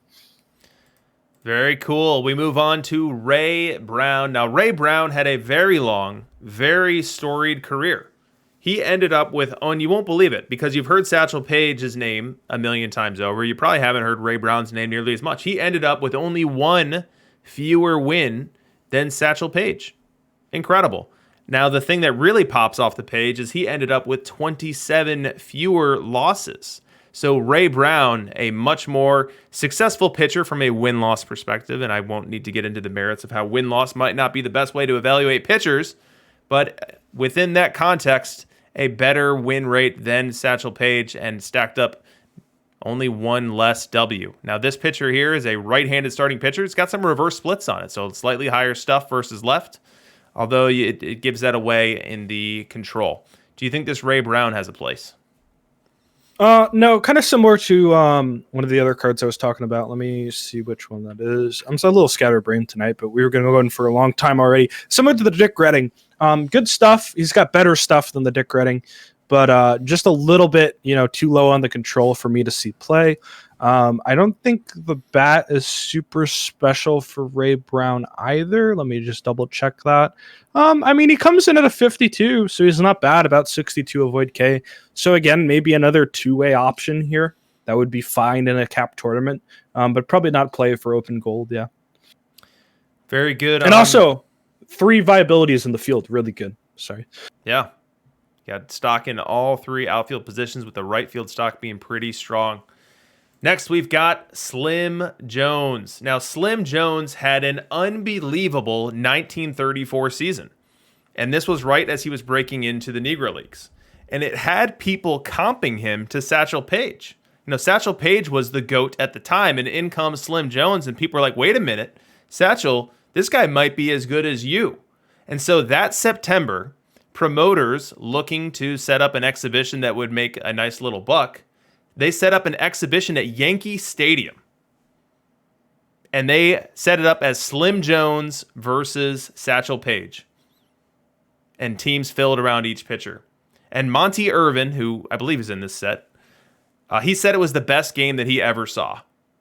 Jones led 1-0. So Jones is winning this exhibition versus Satchel. Slim Jones, the newcomer, the breakout kid, beating Satchel Paige in this exhibition in 1-0 into the 7th inning, and then wouldn't you know it, there's an unearned run, allowing them to tie the game to 1-1, and then the game ends up getting called on an account of darkness, and they can't finish it. They end up scheduling a rematch weeks later, and Satchel ends up winning that pitcher's duel 3-1, but Slim Jones from that point forward was on the scene and was recognized as one of the best pitchers in all of baseball. So this pitcher here, we've got a shape that we haven't seen tonight, which is the high stuff, the low movement, the high control. So high gold, is this going to work? Oh, yeah. I know I was, again, I'm talking to Vlad News Bears right now while we're doing this. And Slim Jones, he said, I think is his number 2 left-handed starting pitcher in open gold. And I would have to say, this card is absolutely fantastic. It fills in a lot of the future legends profiles, but as well, it's got that 101 stamina that those future legends are not going to have. He holds runners well for a little bit of that base stealing prevention. Fly ball pitcher profile if you're a higher defense team. I really, really like this card. And in his debut game for the Vlad News Bears, he threw 10 innings, 145 pitches, struck out 10, and only allowed 2 runs.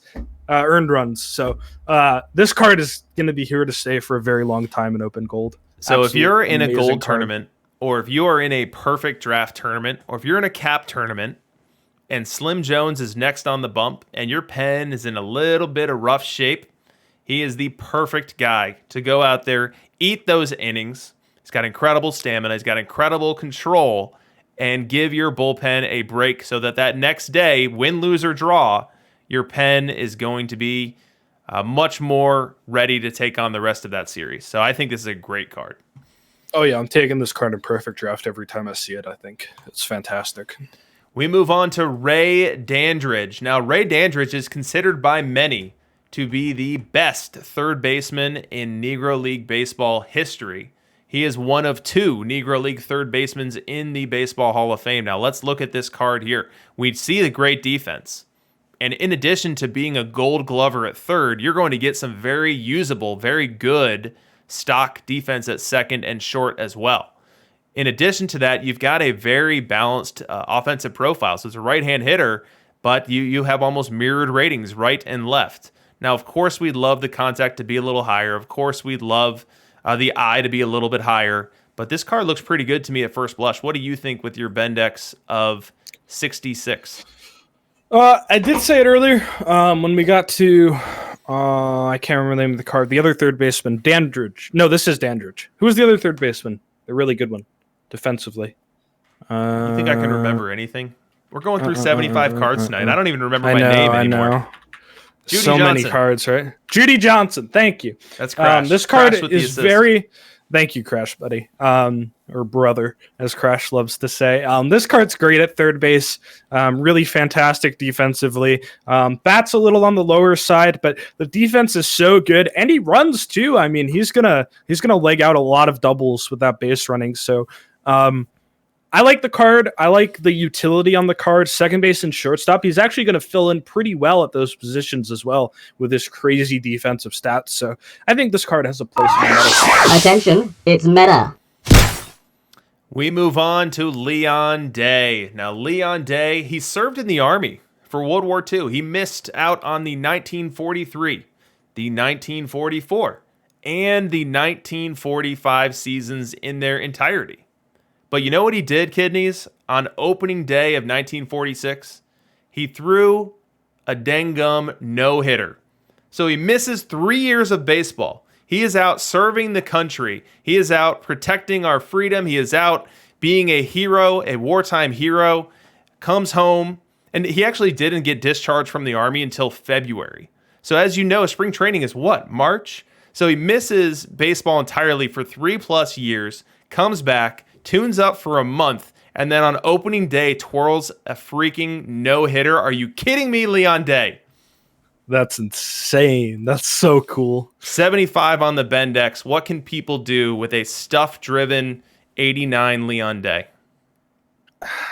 You know, I really want to like this card. I don't know if I like it enough. It's better than the other high stuff cards we've seen so far. So maybe you could play this in gold, like very maybe. Maybe you play him out of the bullpen even, because he's so high stuff. I don't think he's going to be a mainstay for a long time, but he could definitely play it for a little bit. His Avoid K comes in at that's Ray Brown. Where's Leon Day? Oh, Leon Day is pretty respectable too.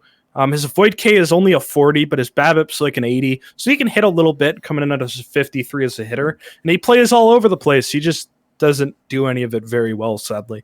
But probably a perfect draft option for sure as a starting pitcher with high stuff as a bonus, and then having all that defensive utility if you need it to. So love this card in perfect draft.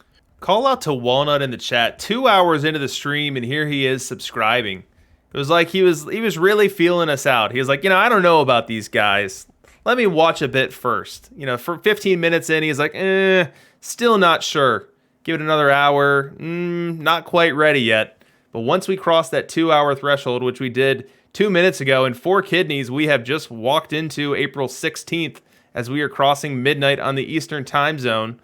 Walnut was ready to punch the button. It is, and I give him crap here, but he is 7 months straight as a subscriber. Much appreciated. You are the man, as is everyone else who is supporting the stream. We love to do this, and being supported by you guys only makes it that much sweeter. We move on to Pete Hill. Now, Pete Hill, everything I read about him said that he just had a beautiful textbook swing. Beautiful textbook left-handed swing. Just someone who was a natural in the batter's box. Someone who was in complete control. They could take a walk. They could hit it for extra bases. They could hit it over the fence every now and then. Didn't strike out a ton, and you see that on his card rating here. He was the master of the multi-hit game. When he was hot, he was nuclear hot. In 1905, he had a stretch where he had 87 hits in 26 games. 87 hits in 26 games. A quick mathematician, I know you're not a math guy, kidneys, but a quick math count puts that over 3 hits a game for a stretch of a month. Absolutely incredible. This card is nuts. 95 range gold center fielder. I will play this on my league team if I happen to get one tonight or whatever. This blows Dykstra out of the water, if you're thinking about that. But just as a gold card, absolutely crazy. Totally blows in Tavares and the other options that were gold center field. So Warhawk saying it, Vlad Newsbears told it to me too. 95 range as a gold center fielder with a really good V-right bat. Maybe someday he gets platooned, but this card is here to stay for a very long time. Absolutely, Pete Hill. Oh, Heavy Johnson, you know what time it is? It's time for my favorite card. This is my favorite card in the whole set. And let me tell you why. First, we will talk about the fun fact about Heavy Johnson. So Heavy Johnson, as I told you before, the prime years for production in the Negro Leagues were just like they are for baseball. Your low 20s, your mid 20s. And Heavy Johnson had an incredible Negro League career while at the same time missing his age 22, his age 23, his age 24, his age 25, and his age 26 season. Missing all 5 of those seasons to be in the military. And while in the military, he served in an all-black military unit. So someone who played in the Negro League, someone who served in the military for an extended period of time in an all-black military unit, and someone here in Perfect Team who has just about the coolest card that we got tonight, arguably. Now, I say that because this card comes with a really sweet contact profile. It's still a gold, so we haven't moved into diamond territory here, which is increasing the utility, which is increasing the likelihood of pulling this in a perfect draft. And oh, by the way, you can play him just about anywhere under the sun. 58 catcher, 52 first base, 59 shortstop. We have some pretty good defense in the outfield. 69 in left, 68 in right, 40 in center field. All of this with a decent base running profile. Like, Kidneys, what is there not to like about Heavy Johnson? Absolutely nothing. I mean, this is going to be the gold tournament must-have for a very long time. I mean, you can't understate how amazing positional flexibility is in Out of the Park 22. You combine that with his really above average, really solid hitting profile, decent base running. This man does it all. His catcher ability is even a 58. It's not bad. Like, this guy could sub in for you if you needed. Perfect draft, must draft absolutely every time you see him because you can play him almost anywhere. And that is so valuable to have. This card's crazy. I agree with wait till next year. It should have been a 90. So the point you just made, when you see Heavy Johnson, you draft him.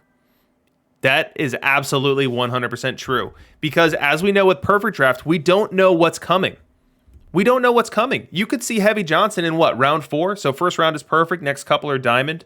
I could have it off a little bit. But by the time you see Heavy Johnson, you do not have anywhere near a full starting lineup. And so you don't know what's going to come. You don't know if there's going to be a great first baseman, a great left fielder, a great right fielder. You don't know if there's going to be someone who can back up shortstop later on. Well, with Heavy, he's all of that and then some, and he's going to do it with a profile that can hit and hit both sides. He's going to hit righties. He's going to hit lefties. This is just a must-draft card. If you see this on your Perfect Draft screen, you... Attention, it's meta. All right. That's Heavy Johnson, my favorite card in the set. Next, we've got Biz Mackey. Holy catcher ability. We'll get to that in just a minute. So Biz Mackey, uniquely, he spent 1932 playing baseball in Japan. I did not see that tidbit about any other players I researched for this. It's entirely possible that others did it as well, but he was the only one that it was called out for that I saw in my brief studies. But he spent 32 playing ball in Japan, which played a major role in inspiring them to form pro baseball over there.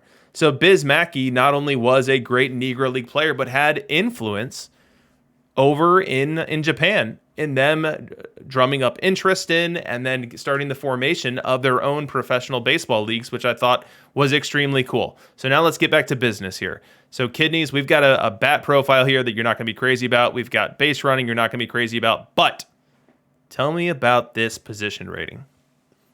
I think this is absolutely, without a doubt, your gold meta shortstop. I'm kidding. Catcher ability is so important. Attention, it's meta. Being that it factors into how often you strike out players, how often you walk players. Biz Mackey is an absolute animal behind the dish. People are probably still playing Austin Hedges and Roberto Perez in gold. No more. You play Biz Mackey and you play whichever other one you want to ride the bench. This card will be a staple for a very long time. Catcher ability is very expensive, it seems, this year. And so I think that even though he's not the best bat, we'll be real, he does switch hit. But the catcher ability alone is just going to carry this card. It's good enough. Biz Mackey, 58 on the Bendex, but you're getting him for his catcher ability. All right, so, wow, I can't believe we made it. Woo! Get your stretches in, kidneys. Ugh.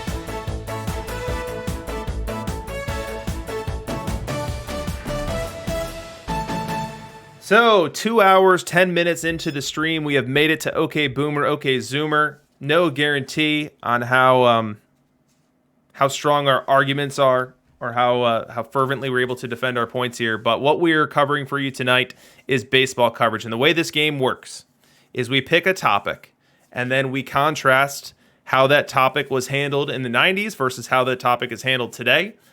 And then we argue over who did it better. And then at the end of it, you will decide. We will put it up to the audience, and you will say who argued their points better. Let's go. All right, so in the 90s, the way that you kept up to speed on baseball was Baseball Tonight. And in 2010s, Kidneys is telling me it's Reddit. So, Kidneys, you want to go first or second? I will let you open, sir. Very graciously of me. That makes me nervous that you're prepared. Also, Walnut wants to see who can eat a can of Pringles quicker. I think it's me. 100%. I've never done it for speed. I mean, I've definitely eaten a can of Pringles, but I've never done it with the sole intention of beating the stopwatch. All right, so let's get this thing started. Let me make sure I've got my music in tune here so it's not going to be too loud. There we go. All right, so I'll get us started off with Baseball Tonight. So, Kidneys, the 90s were a different era. There was no internet. There was no Twitter. And what Baseball Tonight did is it created appointment television. If you wanted to keep up on your favorite sport, there was one way to have that consolidated and fed to you in a concentrated elixir where you could see all of the home runs. You could see all of the pitchers who did that. Well, you could see what teams were winning. Did that team that had strung together 8 consecutive wins win their 9th? Well, you were going to find out. And so when the flow of information was metered, when the flow of information was distilled down to an hour-long program that was airing in prime time every weeknight of the week, it mattered more. It was more impactful. And you were hanging on each segment and each update. Care to rebut? All right, we're going to play a little Jeopardy here. So I will take things in Chicago for $400, Aaron. I see the question. What do DRC and the Cubs have in common? What is losers? I don't think it's even close. Reddit takes the highlights of every single baseball media output and combines them into this little fuel-fed capsule where you can get what the people decide is most important. Bob Nightingale, we don't care about you. We take the best of the best and the most important and the most ridiculous with the highest quality memes, and it's not even a close competition between you and me over who gets fed mainline baseball. Wow, that was just disgusting. So let's talk about Reddit here for a second. So we've got a UI that seems to be designed by the crack team that designed MySpace. We've got a user base with a toxicity that puts Walnut to shame. We're drastically lagging Twitter in terms of speed to insight. If I want to find something that's important, if I want to find a home run, I can find that on Twitter right now. Why would I ever venture into the depths of Reddit to find someone who hates me and everything that I stand for no reason? Look, man, Aaron Rodgers is better at hosting Jeopardy than Trubisky is at his full-time job, all right?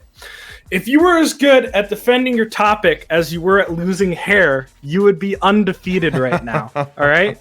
Reddit is the pinnacle of human evolution to this date, being the biggest website in the world, only sans like Google and Amazon, all right? Reddit is the people's platform and the amazing medium that we have come up with to inject the best John Boy quotes right into our bloodstream. So you heard it here, folks. Who did it better? I just popped open a poll. You've got a minute to vote for it. Who stood up for their point better? Was it Baseball Tonight and DRC and the metered flow of information making that program matter? And Walnut pointed out that I absolutely should have grabbed the theme song, which would have probably earned me at least a couple votes tonight. Or is it Reddit? Is it Kidneys standing up for a more modern flow of information, for a more modern platform on which people can interact, they can meme with one another, and they can, frankly, hate one another? You're not wrong.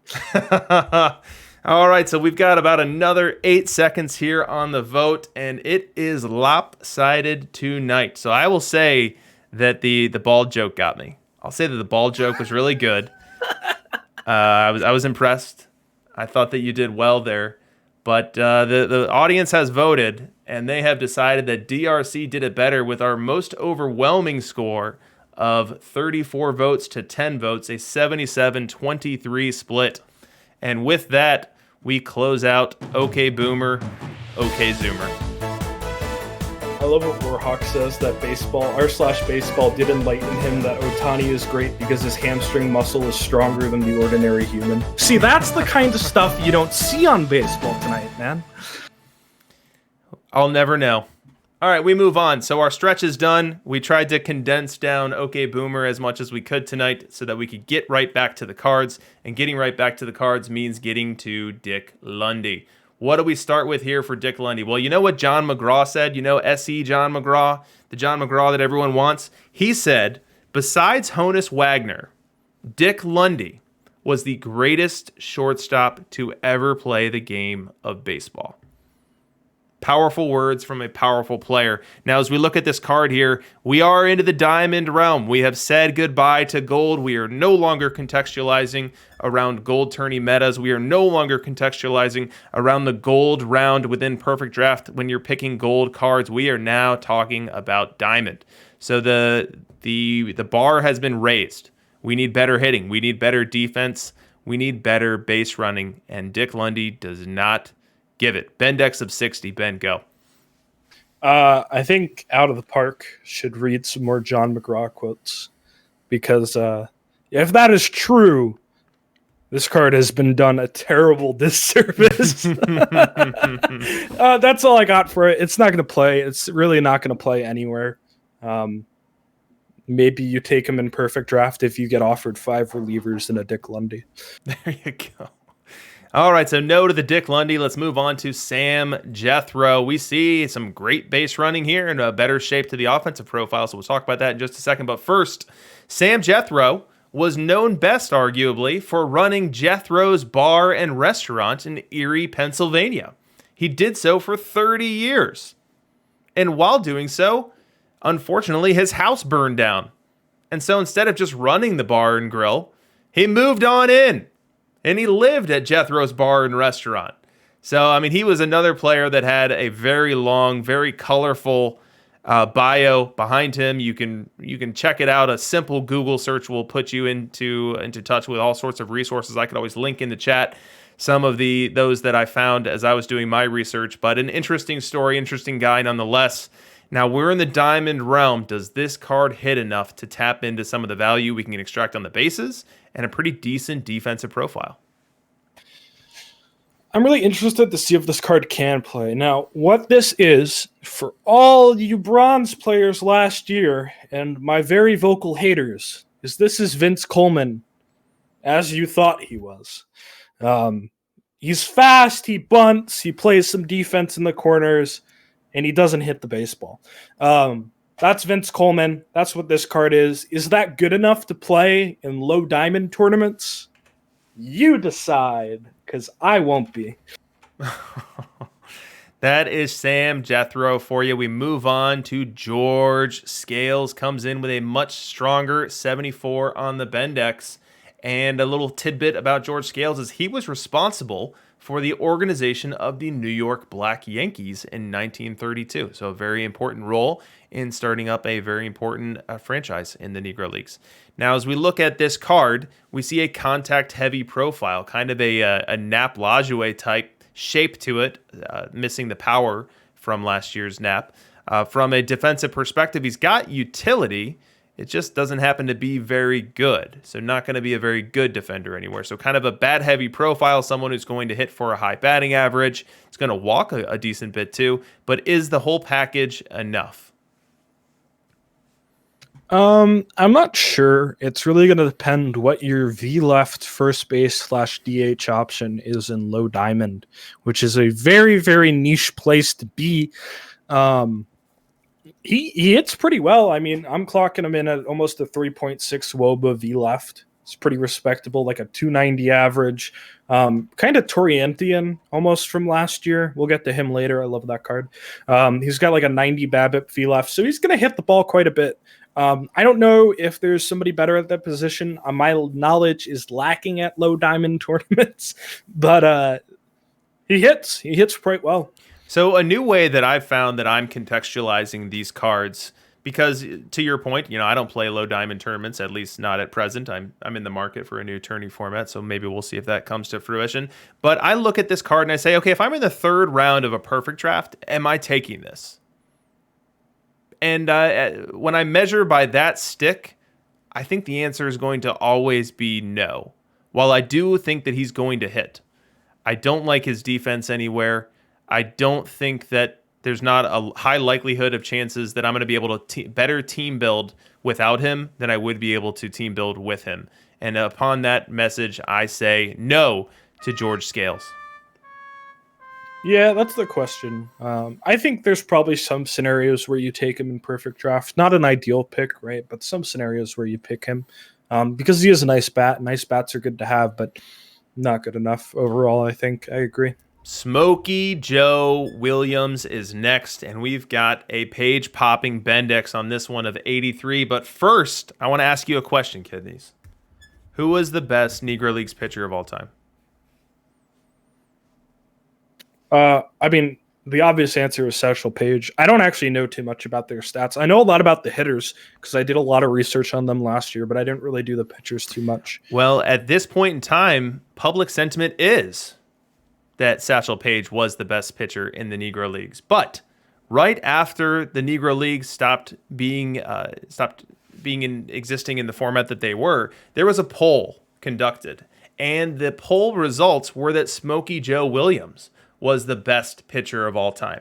Now, in reality, there were a couple things working against him and his legacy. Satchel Paige was an incredible and excellent self-promoter. He also played in Major League Baseball, which Smokey Joe Williams never did.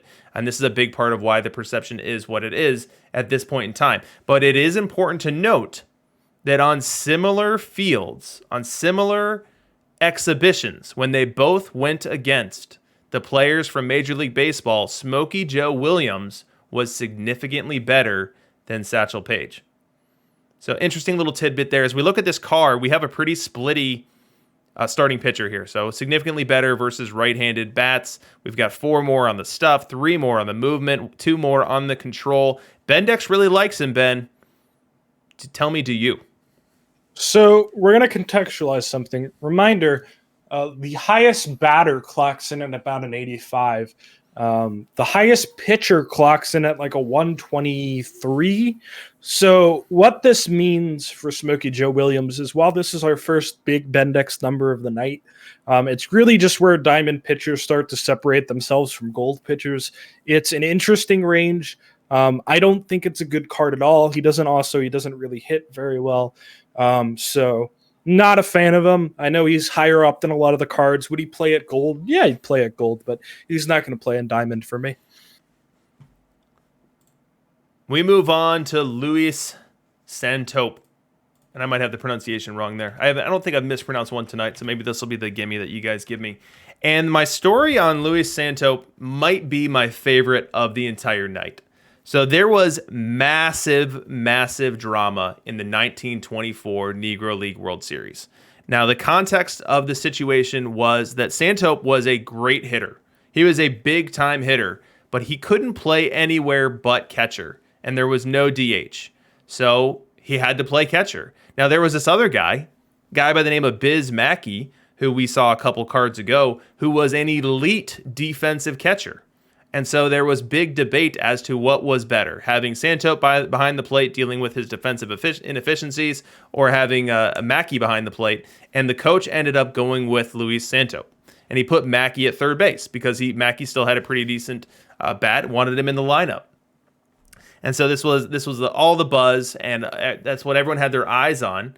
And in the bottom of the ninth of a Negro League World Series game, as they're protecting a one-run lead, there is a pop-up at the plate, and Luis Santope has to field this. It ends up being a foul ground pop-up, and Luis Santope ends up not being able to catch it.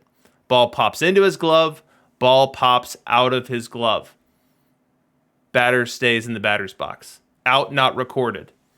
And you know what happens on that very next pitch? Ground ball to third base to Biz Mackey. Through the legs, 2-run score, game over. And so Santope, who definitely made the error to keep the game going, but it's Biz Mackey who is out of position at third, who's really the GOAT here, but Luis Santope was the one who's getting all the heat for it. All right, that was a fun little story. I couldn't get enough of that one as I was reading about it. Now, this card here is a power hitter. This card here is probably the closest thing we got all night to a bird. Maybe we'll talk about Gibson later on in that context. What do you think of Luis Santope? I think he's not bad. Overall, not the best hitter. The issue is just that like Biz Mackey exists, and in a world where I'm playing like a low diamond tournament, I'm gonna play Biz Mackey. So that's my take. I mean, you don't want to end up with that same fate, right? Regretting not having Biz Mackey behind the plate. Well, I'm also not going to be playing Biz Mackey at third. So we move on to Larry Doby. Now, Larry Doby was the Jackie Robinson of the American League. He was the first integrated player in the American League. Now, obviously, Jackie Robinson going first had to deal with all of the pressures and pains of going first, but Larry Doby right behind him in the American League. And also uniquely about Larry Doby is he played in the Negro Leagues. He played in Major League Baseball. He also played in NPB. I believe is that the Korean Baseball League? Korean is NPO, I think. It's either Japan or Korea, I believe. Yeah, I'm not. NPP is Japanese. All right, perfect. Okay. Thanks for the assist there, Caprine Assassin and Hero Driver. But Larry Doby played in all three leagues. As we look at this card here, we are loaded up with a pretty versatile card. We've got outfield defense at every position. We've got second base defense. And we've got another power-driven profile here. What do you like about Larry Doby? Not a lot. I mean, probably his best thing is his position versatility. I don't think the bat hits very well at all. I mean, it'll hit a little bit V right, but V left, it's very lacking. So it's too split heavy. Doesn't have the defense to play center field. I mean, he'll play left field, right field, respectively for you, but he also doesn't qualify for low diamond. So, I mean, if we're looking at this card from I have to play this in league or an open tournament, not even close to making the cut. That is your Larry Doby. We move on to Frank Grant. And so Frank Grant is credited with inventing shin guards. Now, there are a lot of people claiming to have invented it, but it's also linked to Frank Grant.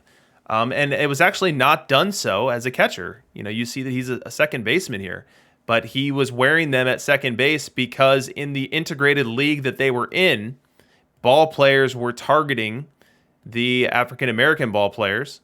And so he would wear shin guards while playing defense so that he would not suffer injury, which I thought was very interesting.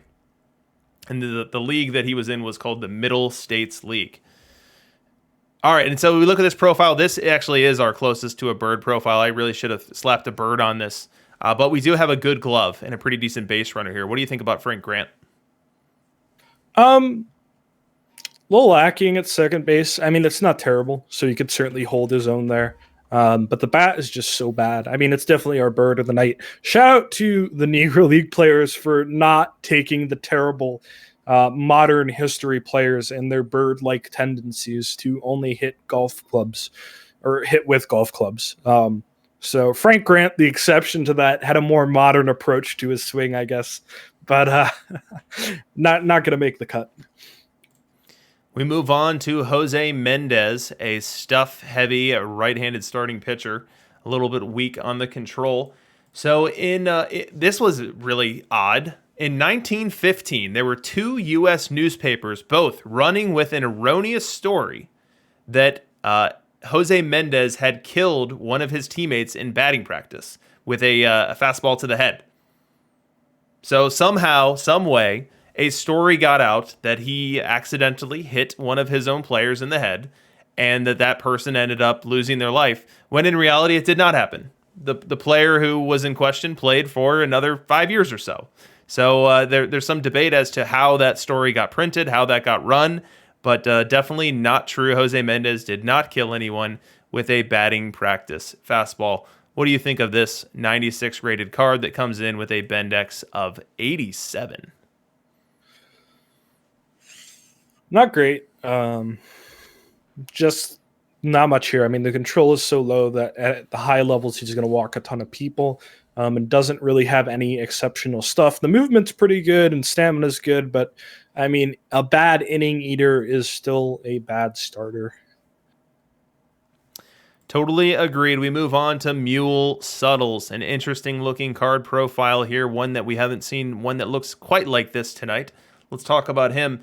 So one thing I wanted to point out about Mule Suttles is when he got hot, he got nuclear hot.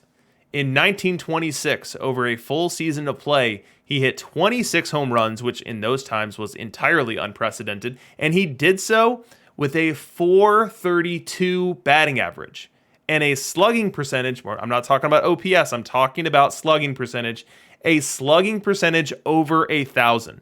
So Mule Suttles, you did not want to be on the opposite end of one of his long home runs, and he hit plenty of them. Now, as we look at this card, we see a short side platoon first baseman, one that's going to be better versus left-hand pitching, more power, more contact, more eye. What do you think about Mule Suttles? Wish he was a strong side instead of a short side. I think the issue is if he was a strong side, you could run him at early levels and make a lot of money with him because he's got really high level power for what we're seeing right now. I think just being short side, he doesn't offer enough as just a short side first baseman for me to be that interested in him. This card is going to strike out a lot, right? So. Indeed, we move on to Bullet Joe Rogan, a right-handed starting pitcher. He was a no wind-up starting pitcher who threw sidearm. So he did not do a wind-up. He would just be in an abbreviated stretch, and he would get that ball on you in the plate with a quickness. And that was something that was said to contribute to his effectiveness. One thing that's interesting here is you see he's a two-way player. You see he's got pretty meaningful two-way ratings, and that's because that's what type of player he was in the 1924 World Series. The 1924 World Series went 9 games because that's how they did it back then. And he pitched 3 of those games, and those 3 games were complete games, all 9 innings. And then in the other 6 games, he played all in the outfield. So he was basically Shohei Ohtani with no days off, pitching 3 of 9 games, complete games in each of them, and then all the off days, quote-unquote off days, meaning not pitching, he was playing 9 innings in the field. That's crazy. I mean, sorry, I'm slowing down a little bit tonight. I think I might just go to bed. Yeah, I get it. After we're done here. We got a lot to go, though, still. I mean, he hits pretty well. His cap tournament prospects are certainly up there. The problem is at a 97, you got to compete with Bob Carruthers. Mm-hmm. And while this card doesn't compete with Carruthers as a pitcher or as a hitter, his avoid Ks are like 40, like a 60-something BABIP because his power is so high. So he's okay. He's a fun card, right? And maybe, perfect draft potential, really, really strong split. So any lefties he play against are probably going to hammer the ball against him, which is a bit unfortunate for him. But yeah, I think that's just his big problem against the highest level as Carruthers exists, and he's the same overall, right? We move on. We've got Willie Wells, a card that was known as a great budget shortstop towards the end of the cycle. Last year, we see the great defense coming into PT22 as well. We also see a little bit of light on the hitting side as well. So do you think that this Willie Wells card is good enough for PT22? Nope. Well said. more specifically, and this is where I told our buddy Dishnet that I was going to talk about the card he just pulled tonight. Barry Larkin right now, I think, is one of the best cards in the game. In my opinion, the best shortstop in the game. And Barry Larkin does what this card wants to do, but just better. Very comparable defense, way better base running, and an absolutely mashing of left-handed pitchers. That Willie Wells, I mean, that's his strong side, right? He's a right-handed batter, but he just doesn't even hold a candle to what Larkin can do against that kind of pitching. So I'm really high on Larkin. I was kind of surprised that Wells and Pop came out as they did. I mean, obviously Pop is the opposite side of Larkin, so I think Pop's pretty good. We'll get to him. But I'm not a fan of this Willie Wells card this time around. So Willie Wells, after he got hit in the head with a pitch by Bill Bird, wore a modified hard hat. And that was arguably the first instance of the batting helmet. All right, we move on.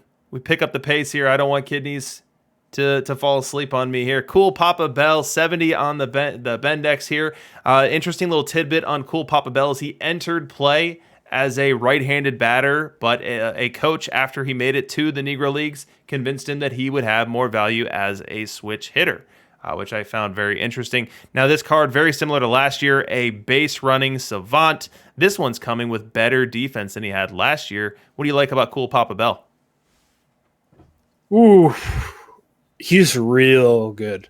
Just because of the base it's running meta. defense alone, he's real good. You'll see all sorts of people play this card for quite a while, probably until we get a Ricky Henderson, just because of how fast he is. He plays all three outfield positions, top-notch defense. Hitting is definitely on the weak side, but as a switch hitter, he makes up for it a little bit. I think just because of how fast he is, you can throw him in your lineup at leadoff without a question. Next, we've got Buck Leonard. Now, Buck Leonard, he and Josh Gibson were considered the Gehrig Ruth of the Negro Leagues. They played on the same team, and they dominated. Together, they won 9 consecutive Negro League pennants. And this card here, an absolute beast versus right-hand pitching. The avoid case is a red flag, but there's a lot of blue to go with it. Tell me about Buck Leonard. I don't like Buck Leonard, and I know we were kind of having some heated discussion about this a little bit before when we first saw the card. And Buck Leonard, I mean, he's just going to strike out so often. So even though this card is rocking a really good BABIP, he's going to hit for power, he's going to walk, he's not going to hit for contact. And so I am yet to be convinced on this card. I certainly don't think it's anywhere near as good as like Joe Kelly is. And Joe Kelly's a 98, by the way. So for first base, I would definitely go with Joe Kelly over Buck Leonard. I mean, this card will be fine in a perfect draft for sure. But I'm not that high on him overall, no. We move on. Oh no. What is this? Are we gonna should we end it now? Oh, I think we've come far enough. No, we've got Pop Lloyd, and one of the fun tidbits about Pop Lloyd is that Babe Ruth, maybe you've heard of him, he claimed that Pop Lloyd was the greatest baseball player of all time, period. No qualifiers about Negro Leagues, no qualifiers about shortstops. He just said, my name is Babe Ruth, I'm a legend in baseball, and the best baseball player I've ever seen in my entire life is Pop Lloyd, which is definitely high praise from someone who knows what he's talking about. Now, this Pop Lloyd card comes with a lot of the similar traits that we saw last year. A VR profile that's going to have a nice little BABIP, as you're going to talk about here in a second. Base running profile with the speed slightly over the stealing. That could be a risk. I think it's actually less so than it was last year, so maybe that makes it a little bit more interesting. Infield defense, that's good. The range is significantly down year over year. But what do you think of this Pop Lloyd? So here's the thing. This card is going to be a staple for a very long time in the format. Staple being a card that is like a must use, just alone on the fact that he plays 1, 2, 3, 4, 5 positions very well. His outfield's pretty respectable. Issues with this card: doesn't hit left-handed pitching. Can't steal. You're gonna have to turn that all the way down because his speed is way higher than the stealing. I think this card is really good right now, this very second, as a starting complement to Larkin. Does he hold long term? I would go with no, not as a starter. I think he will be a bench player for a very long time just because he's so flexible. I wish he had a little bit more range on the card. That's my personal gripe. If this was like a 105, 106 range card, I think it is going to be meta for forever. But I mean, we see Bancroft right now as our ceiling, and we know there can be 110 plus range cards. Not going to hold long term for me. You heard it here first. Kidneys doesn't like Pop Lloyd. It's on the record. Someone clip it. All right. We move on from Pop Lloyd to Roy Campanella. Now, Roy Campanella is interesting. The players that I was researching today and yesterday, most of them started playing in the Negro Leagues at 19, 20, some of them at 18. But Roy Campanella, he signed with the Baltimore Elite Giants at 15, and he did so with one particular reason. He wanted to learn how to play catcher from Biz Mackey. That was why he did it. He said, I'm coming. I know I'm young, but you're the guy I want to learn from, and you're the guy I'm going to learn from. I'm 15, and I'm jumping aboard right now. And you see that Biz Mackey certainly taught him a thing or two. The catcher ability off the charts. Roy Campanella was a core card in PT21, making it all the way to the end of the meta with his Face of the Franchise card. And this card with its catcher ability definitely has visions of that as well. What do you think of this card? So this is the first time tonight I'm actually going to pull out a comparison. Other than, I think I used Lee Stange and Ed Lynch, but they're bronze cards. They don't count. Nobody cares. So what this is very, very similar to Yadier Molina as your V left catching option. The bats are so similar, so close to each other, I could not tell you who is better if I wanted to at the moment. Here's the issue. This man has more catcher ability. In fact, he's got quite a lot more catcher ability. Right? Oh, why is this pulling? Oh, it's backwards. Never mind. He's got 5 more catcher ability. It matters quite a lot in my book. I would play this card over Campanella or over Yadier Molina just for that alone. That's not it. I mean, they're both great cards. You want to have one or the other on your team as your weak side catcher. But they are so close in compatibility, and this one plays the better defense, going to help your pitching staff out more. I would go with Campanella personally. Heard it here first, and now we've got another one, and this is one that I found the pronunciation guide.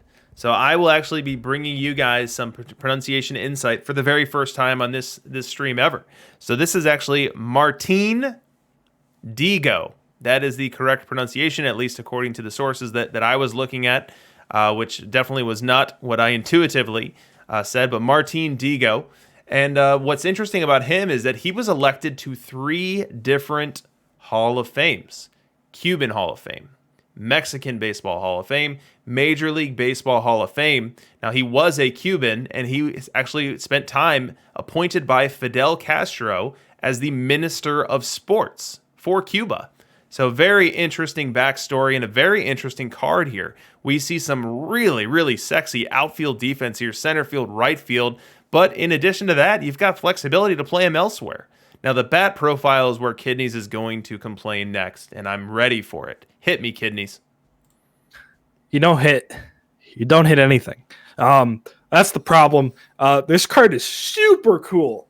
Super, super cool. I mean, elite outfield defense, all three positions, solid infield defense. I mean, I can look up the actual numbers here right at a second. So he has a 62 range in the infield. Everything is about a 60 for his infield stats, all four of them. So he is really, really interesting. The problem is just this is a perfect card with a what's the weighted on base average here? It is about a 315. Not great. You know that doesn't play, right? Not great. I know that doesn't play, but it's so cool. He plays everything. I want to love this card, but I can't do it. It's not enough for me. Yeah, if this thing comes out of the chute for your perfect draft, round 1, I don't think you're giving it much thought. No. All right, we move on. Cristobal Toriente, a kidney's favorite from PT21. Round of applause. Whatever the opposite of pour one out is. Maybe you dab. I don't think you've ever dabbed on stream before. There it is. But Cristobal Toriente, he comes with some really nice stock defense. Now, it's not so nice that he's going to be an elite center field option, but rather he's going to come stock with good defense at all three positions, and he's going to do so with a profile at 103 contact. Is that our high watermark, Kidneys? No. Our high watermark tonight, I think Charleston pulls a 112 VR. Oh, boy. Yes. Gibson also pulls a 112 VL. So we got some big ones tonight. So Toriente not coming in this year as the BABIP over. Actually, yes, he is, at least for the set. He's at a 98 BABIP. I take it back. He's the BABIP overlord again. Your love is renewed. My love is renewed for a new season. New season, baby. I want this card so bad. I mean, I'm not going to go pay like $400K for it, but I mean, I'll drop 100. Hey, Whale Kidneys might pay what Whale Kidneys will pay. I mean, I said you get this card in Cool Papa Bell and you get Charleston. That's my outfield right there. I'm not complaining about anything, right? No, this card is going to hit. He is going to hit very well. He will hit contact like nobody else in the set except Jackie. But his V-right profile is just gross. He's clocking in over 300 batting average in my projections for open tournaments. 305 VR. Disgusting. Just absolutely, it should be illegal. Over 100 BABIP VR, a 102 BABIP. Sure, he strikes out. Sure, is on bases, whatever. But he'll hit doubles and tons of doubles while playing elite defense. No Dogberry, it's not too low. The avoid K is why this card is beautiful, because it posts 102 BABIP with a respectable avoid K number. And a fun fact about Cristobal Toriente is one that many of us here in Chicago can relate with. He ended up missing the entire 1926 season due to quote-unquote problems with a love of Chicago's nightlife. Now, the source did not go into further detail as to what that even means, but he missed a season because the city is so great, and Chicago is the type of city that can do that. Chicago claims another one, as R. Jolly 42 says. All right, we move on from Cristobal Toriente. We go to Monty Irvin. Now, this one comes in on the Bendex of 72. And Monty Irvin's fun fact is that he became a scout for the New York Mets and was an assistant to MLB Commissioner Bowie Kuhn. But this card here, Kidneys, why don't you tell me how much you like this card? Oh, no. We'll give you a fail trombone. Or trumpet. Someone corrected me the other day. I think it's a trumpet. All right. Well, I mean, thumb down is good enough. We've been going for 3 hours. Thumb down suffices for the card. We move on. Turkey Stearns, 69 on the Bendex. So the Bendex not loving this one either. Turkey Stearns, one thing to point out about him is when he played in those exhibitions versus Major League Baseball players, he was at his very best. Over his career, in the sum of those exhibitions, he batted .351 versus Major League Baseball players. So definitely someone who, at least in that short sample, showed that they belonged and could have absolutely been an impactful bat in the Major League level. But is he an impactful bat at the perfect team level? I wouldn't have a problem with this card if it was released yesterday. My real problem with this card is that Toriente is just literally better than him in every single aspect. V left, VR, base running, defense, right? There isn't a thing Turkey Stearns has over Toriente, right? I mean, I know I love Toriente, but it's true. He just doesn't have anything going for him except some more power, which, if you know, doesn't do anything for me. So I'm not a Turkey Stearns fan tonight, which is a shame because who doesn't want to love a guy named Turkey?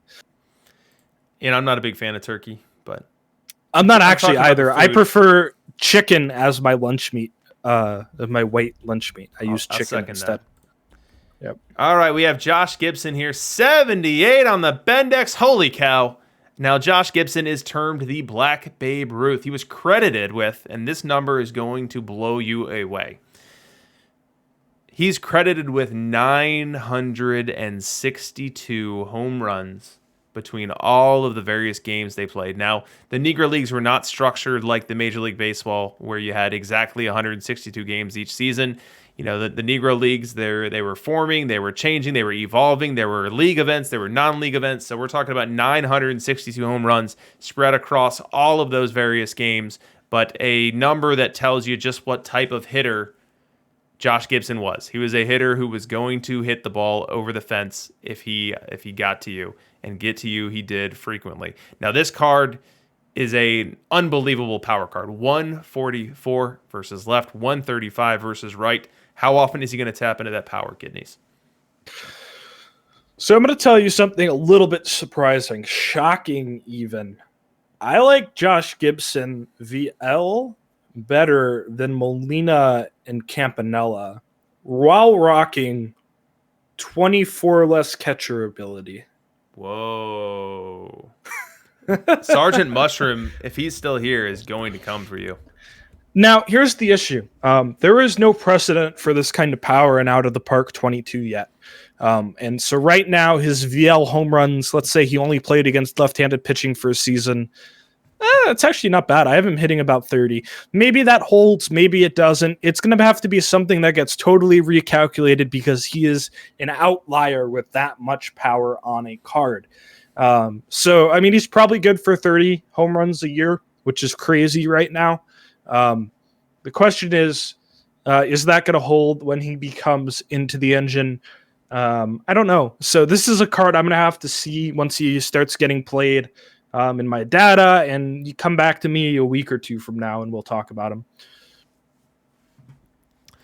That's Josh Gibson. And next we've got Oscar Charleston, an absolutely beastly card here. This is one that I know Kidneys is going to fawn over here, but a quick fun fact on Oscar Charleston. So Branch Rickey, as you guys know from the movie 42, was heavily involved in bringing Jackie Robinson to the Brooklyn Dodgers. Well, what he did with Oscar Charleston is he effectively used Oscar Charleston as his inside scout. He said, you know all the best players in the Negro Leagues. Tell me which ones I should sign. And so Oscar Charleston was making recommendations and coordinating him towards the additional players that the Brooklyn Dodgers were subsequently bringing in after Jackie Robinson. So Charleston, even though he was playing, was effectively an area scout for the Brooklyn Dodgers and for Branch Rickey. So wow, I like this card. Yeah, this card is something. 120 rating in center field, driven by 106 on the range. The VR hitting profile looks good too. Tell me how good this Charleston card's going to play. He is crazy because I have him out-wobbing Toriente v. Right. Is that correct? Let me double check. Yes, I have him out-wobbing Toriente v. Right, all with 106 outfield range and 120 center field defense.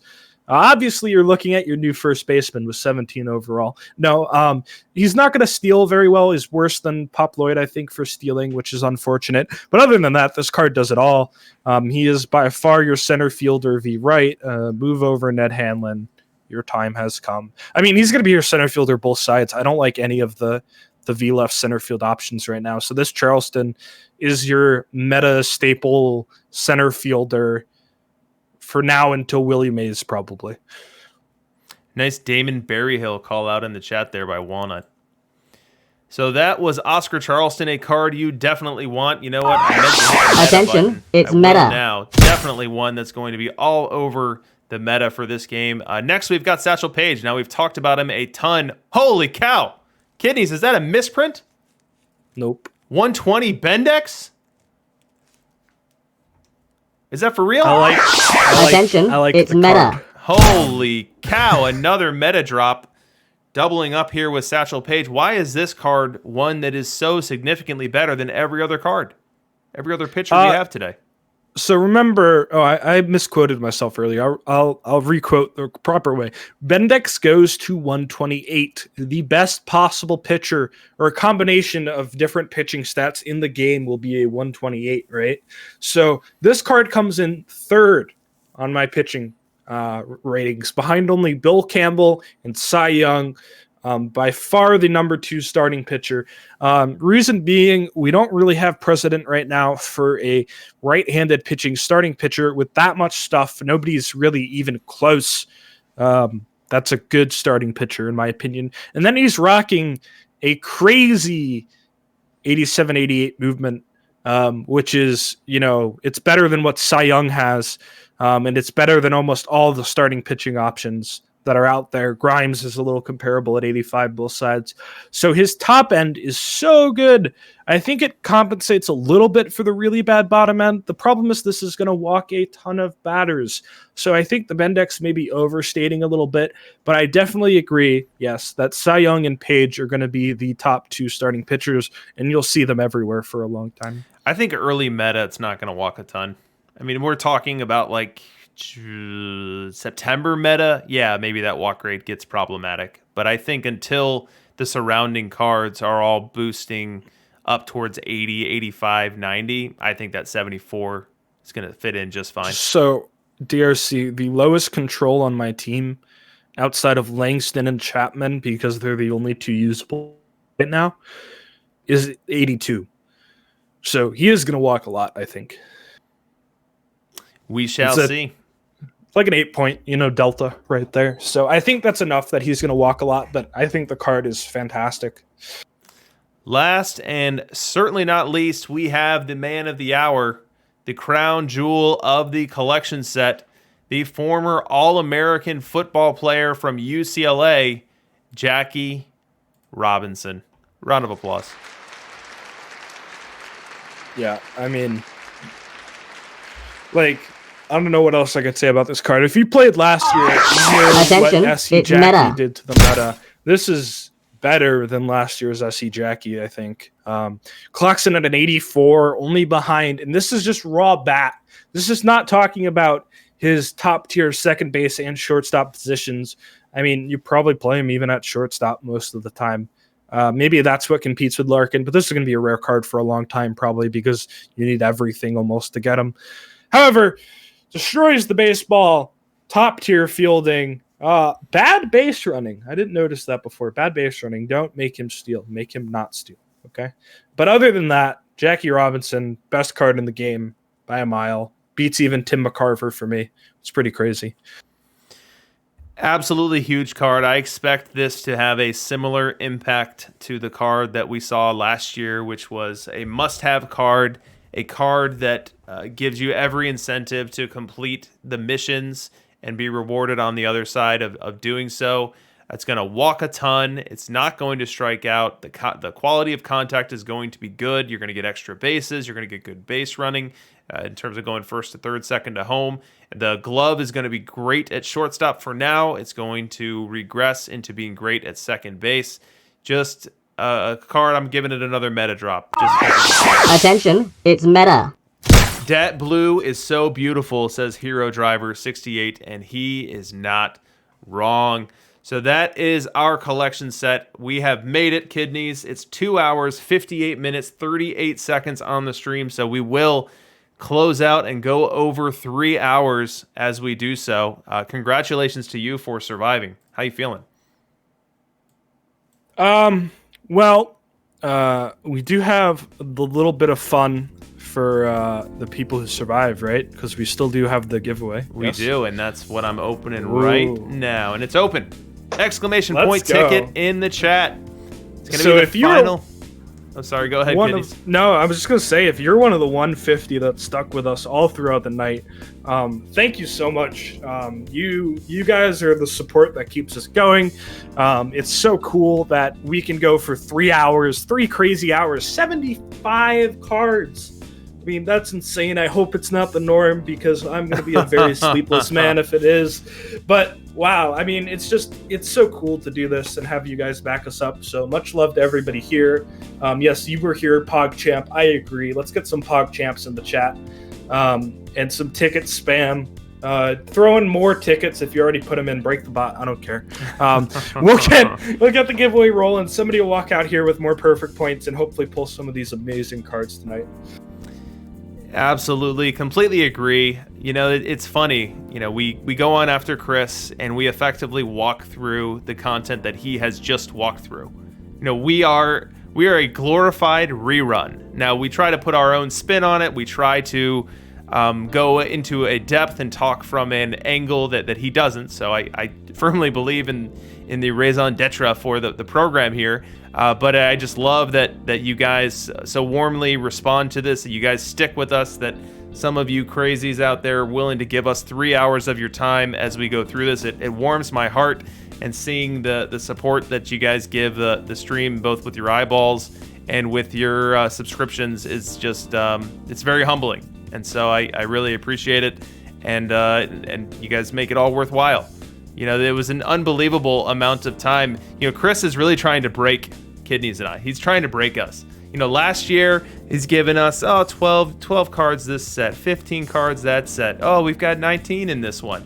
And here we are going back to back with gigantic collection sets. Who knows what's to come? It could become the norm. But, you know, it's certainly a passion for Kidneys and I to come on and do this every Thursday. And we certainly wouldn't be doing it without you guys here. So I certainly appreciate all of your time. And if there are things that you would like to see different, if you would like us to stop talking about things we currently talk about, if you'd like us to talk more about things that we only brush over, you know, we are entirely receptive to that feedback. We want to bring you this content the way that you want it to be brought to you. So tonight was the first time that I took an approach of trying to contextualize the players. That probably added 45 minutes to the stream. So if you didn't like that, if you'd like to unsubscribe from that, maybe that wasn't a great change for you. But I felt like it was a great fit, given that I personally knew nothing about these guys, or next to nothing about them. So I wanted to go that extra step, and it was a really fun journey for me. Hopefully some of the tidbits that were shared with you tonight were cool to learn and cool to hear about, including Dave Brown's wild escapades.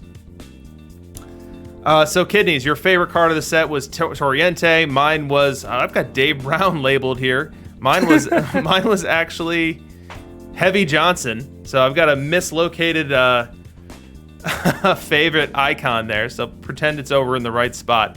But it's been a long night. Kidneys, any closing thoughts on the content set itself? Man, this is by far my favorite content set I've ever done, I've ever seen for Perfect Team. Absolutely love so many cool, unique players that we get to witness. Really begging that next year we hopefully get these mainlined a bit now that they're recognized, and we can have a big event celebrating them, but also get them in the game, because I just love having these players. There's so many cool, unique stories that we got to hear tonight.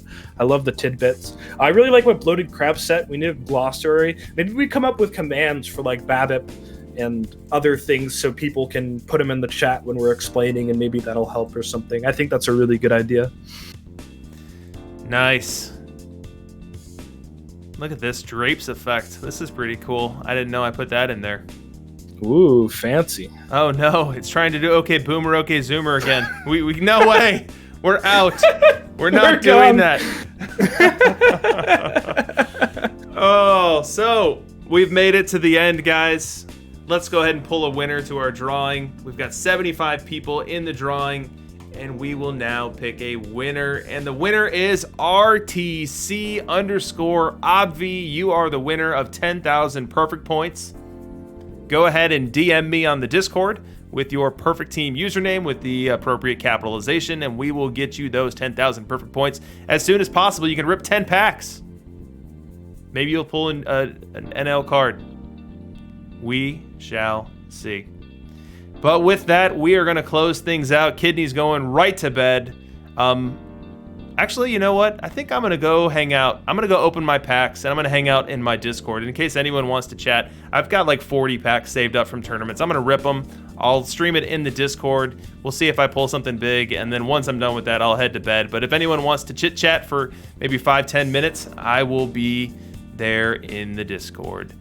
With that, Kidneys, any parting words? I had some, but I forgot it. Oh, sheet. Yes, spreadsheet will be updated 5-10 minutes tops. Posted. I'll post it everywhere. DRC's Discord, the main Discord, my Discord, everything like that. So if you're interested in seeing the Bendex on the new cards, the rankings, the projections, all that stuff, it'll be out really soon, okay? All right, and with that, Kidneys and DRC are out of here. Thanks, everyone.